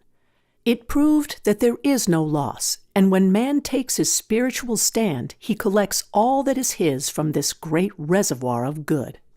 "I will restore to you the years the locusts have eaten." The locusts are the doubts, fears, resentments, and regrets of mortal thinking. These adverse thoughts alone rob man, for no man gives to himself but himself, and no man takes away from himself but himself. Man is here to prove God and to bear witness to the truth, and he can only prove God by bringing plenty out of lack and justice out of injustice. "Prove me now herewith, saith the Lord of hosts, if I will not open you the windows of heaven and pour out a blessing, that there shall not be room enough to receive it." Chapter 9. Perfect Self-Expression, or the Divine Design. No wind can drive my bark astray, nor change the tide of destiny. There is for each man perfect self-expression. There is a place which he is to fill, and no one else can fill, something which he is to do, which no one else can do. It is his destiny. This achievement is held a perfect idea in divine mind, awaiting man's recognition. As the imaging faculty is the creative faculty, it is necessary for man to see the idea before it can manifest. So man's highest demand is for the divine design of his life. He may not have the faintest conception of what it is, for there is possibly some marvelous talent hidden deep within him. His demand should be, "Infinite Spirit, open the way for the divine design of my life to manifest. Let the genius within me now be released. Let me see clearly the perfect plan." The perfect plan includes health, wealth, love, and perfect self-expression. This is the square of life, which brings perfect happiness. When one has made this demand, he may find great changes taking place in his life, for nearly every man has wandered far from the divine design.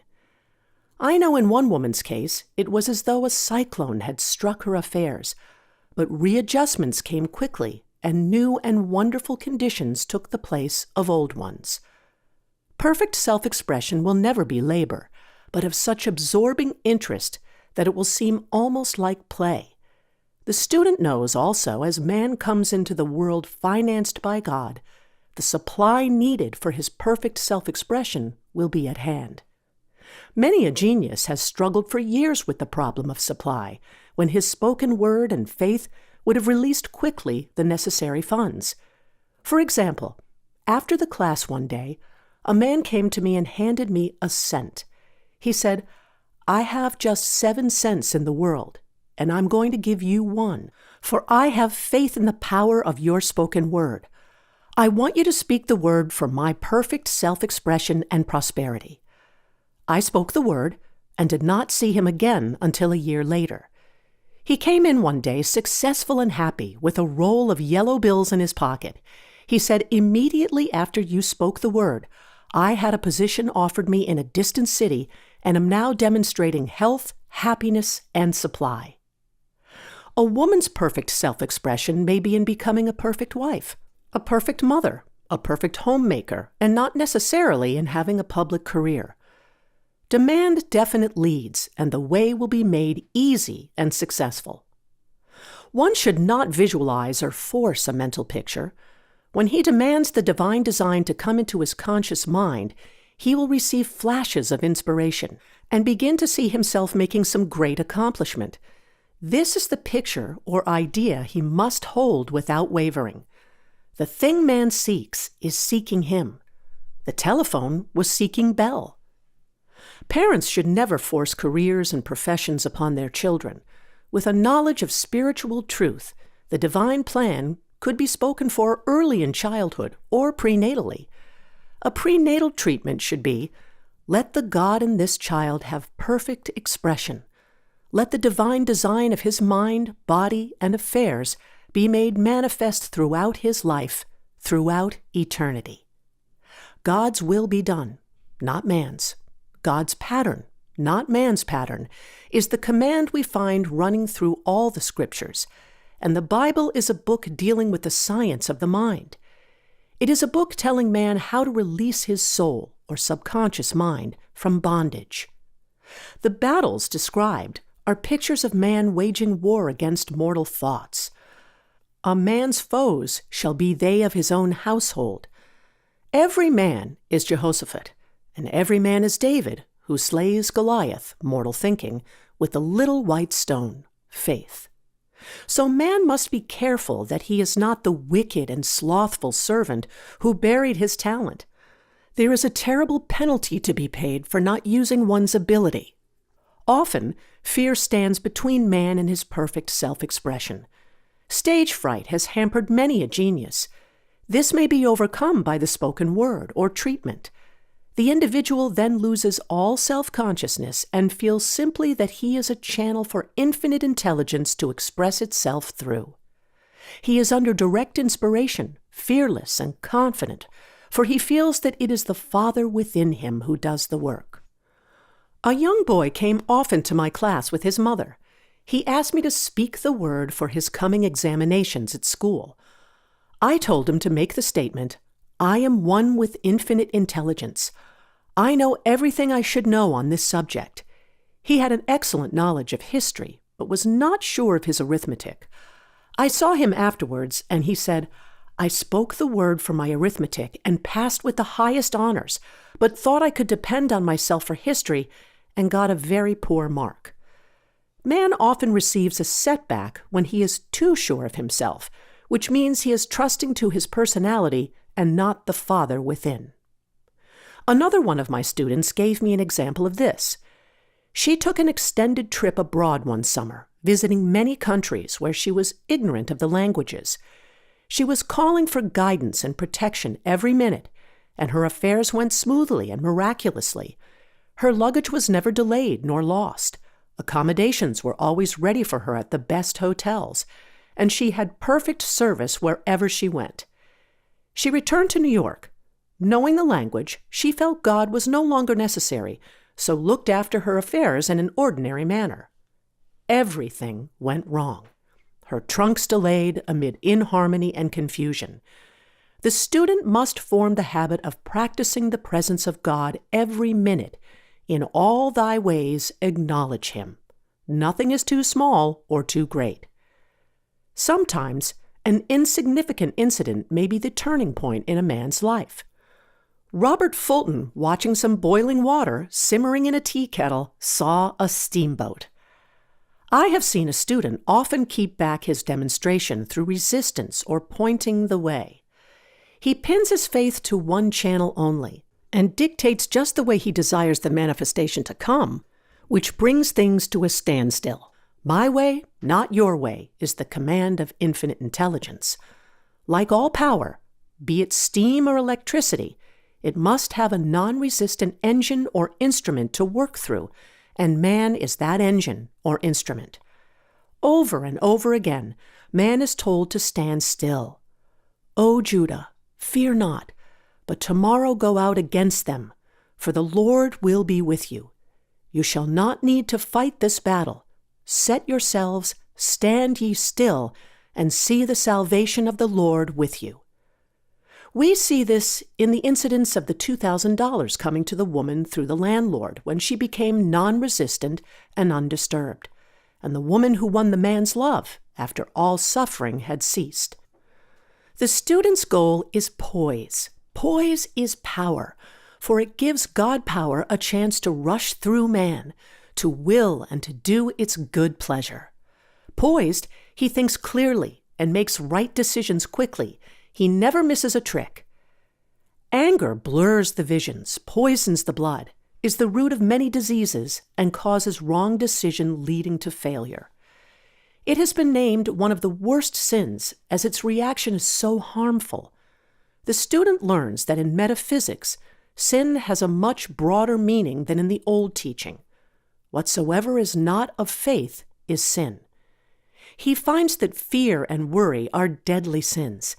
They are inverted faith, and through distorted mental pictures bring to pass the thing he fears. His work is to drive out these enemies from the subconscious mind. When man is fearless, he is finished. Maeterlinck says that man is God-afraid. So as we read in the previous chapters, man can only vanquish fear by walking up to the thing he is afraid of. When Jehoshaphat and his army prepared to meet the enemy, singing Praise the Lord, for his mercy endureth forever, they found their enemies had destroyed each other, and there was nothing to fight. For example, a woman asked a friend to deliver a message to another friend. The woman feared to give the message, as the reasoning mind said, "Don't get mixed up in this affair. Don't give that message." She was troubled in spirit, for she had given her promise. At last she determined to walk up to the lion and call on the law of divine protection. She met the friend to whom she was to deliver the message. She opened her mouth to speak it, when her friend said, "So-and-so has left town." This made it unnecessary to give the message, as the situation depended upon the person being in town. As she was willing to do it, she was not obliged to. As she did not fear, the situation vanished.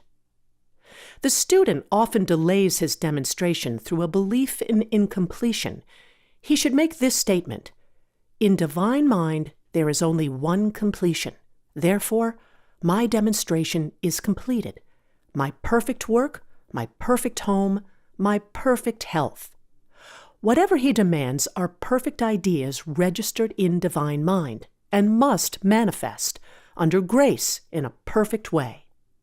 He gives thanks he has already received on the invisible and makes active preparation for receiving on the visible. One of my students was in need of a financial demonstration. She came to me and asked why it was not completed. I replied, "Perhaps you were in the habit of leaving things unfinished, and the subconscious has gotten into the habit of not completing, as the without, so the within." She said, "You are right. I often begin things and never finish them. I'll go home and finish something I commenced weeks ago, and I know it will be symbolic of my demonstration." So she sewed assiduously, and the article was soon completed. Shortly after, the money came in a most curious manner. Her husband was paid his salary twice that month. He told the people of their mistake, and they sent word to keep it. When man asks believing, he must receive, for God creates his own channels. I have been sometimes asked, suppose one has several talents, how is he to know which one to choose? Demand to be shown definitely. Say, "Infinite Spirit, give me a definite lead," reveal to me my perfect self-expression. Show me which talent I am to make use of now. I have known people to suddenly enter a new line of work and be fully equipped, with little or no training. So make the statement, I am fully equipped for the divine plan of my life, and be fearless in grasping opportunities. Some people are cheerful givers, but bad receivers. They refuse gifts through pride or some negative reason, thereby blocking their channels, and invariably find themselves eventually with little or nothing. For example, a woman who had given away a great deal of money had a gift offered her of several $1,000s. She refused to take it, saying she did not need it. Shortly after that, her finances were tied up, and she found herself in debt for that amount. Man should receive gracefully the bread returning to him upon the water. Freely ye have given, freely ye shall receive. There is always the perfect balance of giving and receiving, and though man should give without thinking of returns, he violates law if he does not accept the returns which come to him. For all gifts are from God, man being merely the channel. A thought of lack should never be held over the giver. For example, when the man gave me the 1 cent, I did not say, poor man, he cannot afford to give me that. I saw him rich and prosperous, with his supply pouring in. It was this thought which brought it. If one has been a bad receiver, he must become a good one and take even a postage stamp if it is given him, and open up his channels for receiving. The Lord loveth a cheerful receiver as well as a cheerful giver. I have often been asked why one man is born rich and healthy and another poor and sick. Where there is an effect, there is always a cause. There is no such thing as chance. This question is answered through the law of reincarnation. Man goes through many births and deaths until he knows the truth which sets him free. He is drawn back to the earth plane through unsatisfied desire to pay his karmic debts or to fulfill his destiny. The man born rich and healthy has had pictures in his subconscious mind in his past life of health and riches, and the poor and sick man of disease and poverty. Man manifests on any plane the sum total of his subconscious beliefs. However, birth and death are man-made laws, for the wages of sin is death, the Adamic fall in consciousness through the belief in 2 powers. The real man, spiritual man, is birthless and deathless. He never was born and has never died. As he was in the beginning, he is now and ever shall be. So through the truth, man is set free from the law of karma, sin, and death, and manifests the man made in his image and likeness. Man's freedom comes through fulfilling his destiny, bringing into manifestation the divine design of his life. His Lord will say unto him, Well done, thou good and faithful servant. Thou hast been faithful over a few things. I will make thee ruler over many things, death itself. Enter thou into the joy of thy Lord, eternal life. Chapter 10. Denials and Affirmations.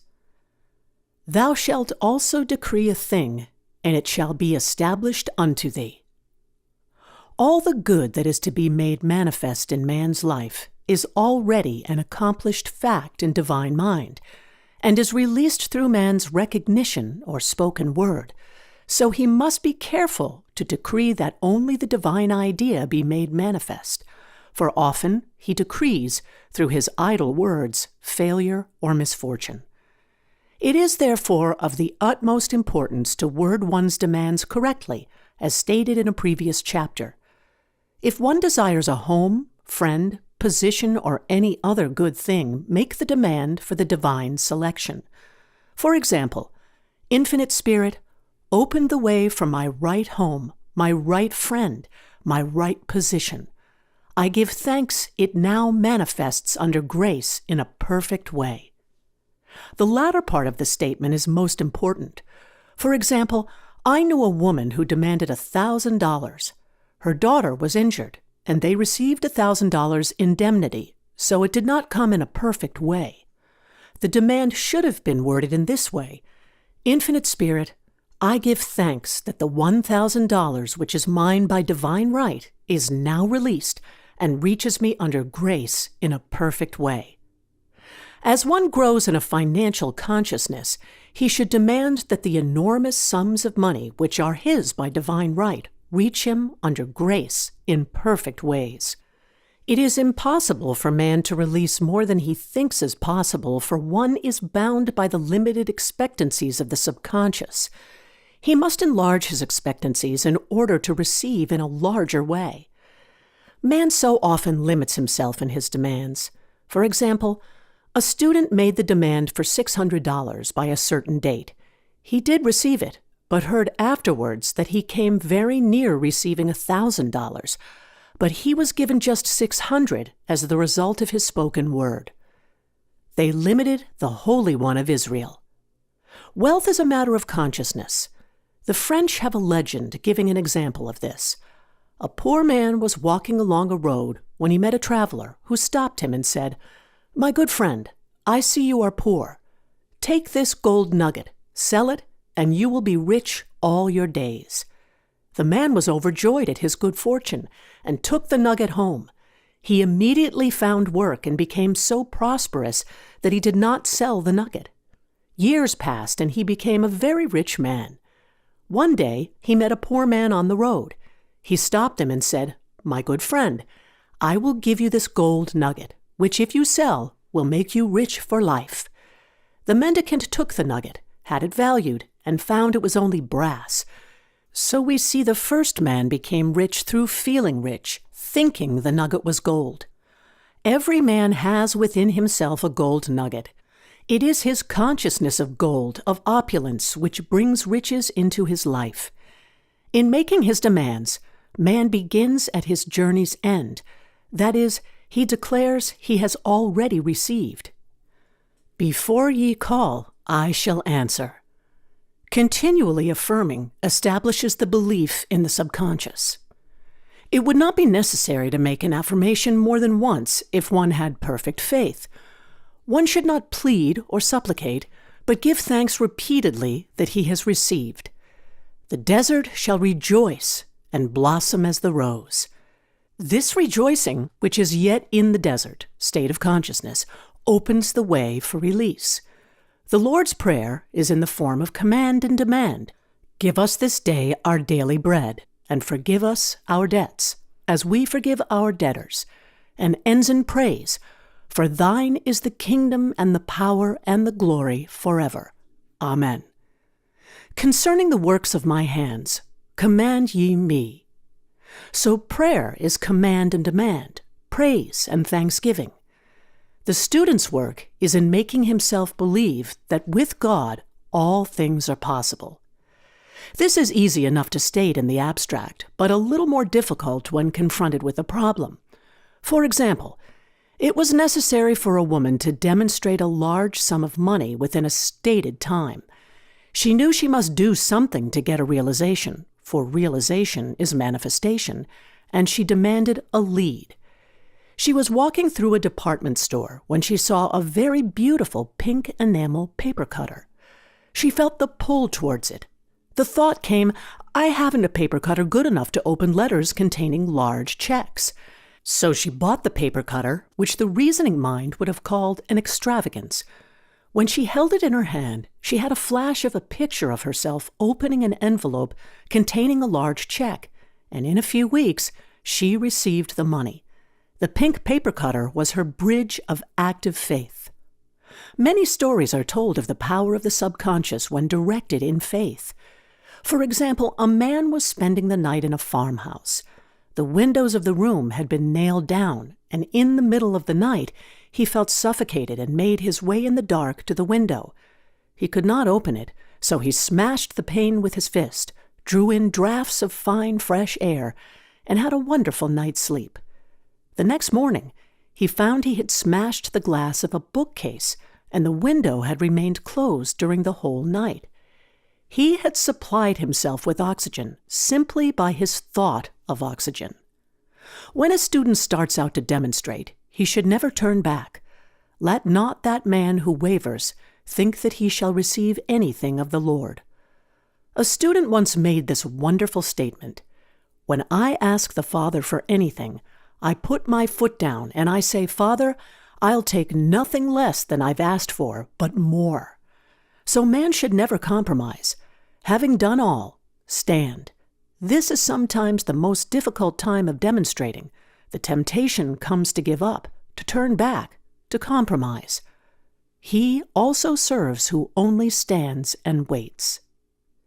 Demonstrations often come at the 11th hour because man then lets go, that is, stops reasoning, and infinite intelligence has a chance to work. Man's dreary desires are answered drearily, and his impatient desires long delayed or violently fulfilled. For example, a woman asked me why it was she was constantly losing or breaking her glasses. We found she often said to herself and others with vexation, "I wish I could get rid of my glasses." So her impatient desire was violently fulfilled. What she should have demanded was perfect eyesight, but what she registered in the subconscious was simply the impatient desire to be rid of her glasses, so they were continually being broken or lost. Two attitudes of mind cause loss: depreciation, as in the case of the woman who did not appreciate her husband, or fear of loss, which makes a picture of loss in the subconscious. When a student is able to let go of his problem, cast his burden, he will have instantaneous manifestation. For example, a woman was out during a very stormy day and her umbrella was blown inside out. She was about to make a call on some people whom she had never met, and she did not wish to make her first appearance with a dilapidated umbrella. She could not throw it away, as it did not belong to her. So in desperation she exclaimed, "Oh God, you take charge of this umbrella. I don't know what to do." A moment later, a voice behind her said, "Lady, do you want your umbrella mended?" There stood an umbrella mender. She replied, "Indeed I do." The man mended the umbrella while she went into the house to pay her call, and when she returned, she had a good umbrella. So there is always an umbrella mender at hand on man's pathway when one puts the umbrella or situation in God's hands. One should always follow a denial with an affirmation. For example, I was called on the phone late one night to treat a man whom I had never seen. He was apparently very ill. I made the statement, "I deny this appearance of disease. It is unreal, therefore cannot register in his consciousness. This man is a perfect idea in divine mind, pure substance expressing perfection." The next morning he was much better, and the following day out attending to his business. There is no time or space in divine mind. Therefore the word reaches instantly its destination and does not return void. I have treated patients in Europe and have found that the result was instantaneous. I am asked so often the difference between visualizing and visioning. Visualizing is a mental process governed by the reasoning or conscious mind. Visioning is a spiritual process governed by intuition or the superconscious mind. The student should train his mind to receive these flashes of inspiration and work out the divine pictures through definite leads. When a man can say, "I desire only that which God desires for me," his false desires fade from the consciousness, and a new set of blueprints is given him by the master architect, the God within. God's plan for each man transcends the limitation of the reasoning mind, and is always the square of life, containing health, wealth, love, and perfect self-expression. Many a man is building for himself in imagination a bungalow when he should be building a palace. If a student tries to force a demonstration through the reasoning mind, he brings it to a standstill. "I will hasten it, saith the Lord." He should act only through intuition or definite leads. Rest in the Lord and wait patiently. Trust also in him, and he will bring it to pass. I have seen the law work in the most astonishing manner. For example, a student stated that it was necessary for her to have $100 by the following day. It was a debt of vital importance which had to be met. I spoke the word, declaring Spirit was never too late and that the supply was at hand. That evening, She phoned me of the miracle. She said that the thought came to her to go to her safety deposit box at the bank to examine some papers. She looked over the papers, and at the bottom of the box was a new $100 bill. She was astounded and said she knew she had never put it there, for she had gone through the papers many times. It may have been a materialization as Jesus Christ materialized the loaves and fishes. Man will reach the stage where his word is made flesh or materialized instantly. The fields ripe with the harvest will manifest immediately as in all of the miracles of Jesus Christ. There is a tremendous power alone in the name Jesus Christ. It stands for truth made manifest. He said, "Whatsoever ye ask the Father in ye name, he will give it to you." The power of this name raises the student into the fourth dimension, where he is freed from all astral and psychic influences, and he becomes unconditioned and absolute, as God himself is unconditioned and absolute. I have seen many healings accomplished by using the words in the name of Jesus Christ. Christ was both person and principle, and the Christ within each man is his Redeemer and salvation. The Christ within is his own fourth-dimensional self, the man made in God's image and likeness. This is the self which has never failed, never known sickness or sorrow, was never born, and has never died. It is the resurrection and the life of each man. No man cometh to the Father save by the Son, means that God, the universal, working on the place of the particular, becomes the Christ in man, and the Holy Ghost means God in action. So daily, man is manifesting the Trinity of Father, Son, and Holy Ghost. Man should make an art of thinking. The master thinker is an artist, and is careful to paint only the divine designs upon the canvas of his mind, and he paints these pictures with masterly strokes of power and decision, having perfect faith that there is no power to mar their perfection, and that they shall manifest in his life the ideal made real. All power is given man through right thinking to bring his heaven upon his earth, and this is the goal of the game of life. The simple rules are fearless faith, non-resistance, and love. May each reader be now freed from that thing which has held him in bondage through the ages, standing between him and his own, and know the truth which makes him free, free to fulfill his destiny, to bring into manifestation the divine design of his life, health, wealth, love, and perfect self-expression. Be ye transformed by the renewing of your mind. Denials and affirmations. For prosperity. God is my unfailing supply, and large sums of money come to me quickly under grace in perfect ways. For right conditions. Every plan my Father in heaven has not planned shall be dissolved and dissipated, and the divine idea now comes to pass. For right conditions. Only that which is true of God is true of me, for I and the Father are one. For faith.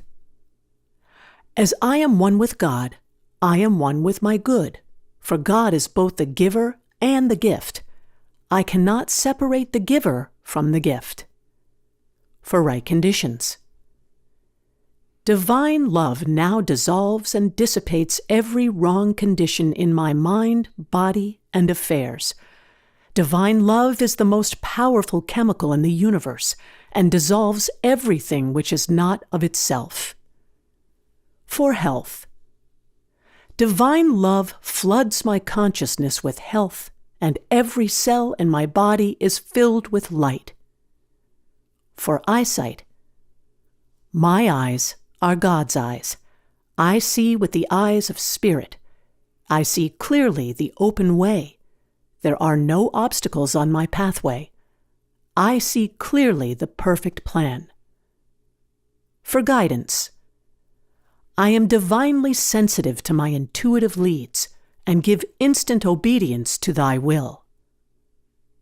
For the hearing. My ears are God's ears. I hear with the ears of spirit. I am non-resistant and am willing to be led. I hear glad tidings of great joy. For right work. I have a perfect work in a perfect way. I give a perfect service for perfect pay. For freedom from all bondage. I cast this burden on the Christ within, and I go free.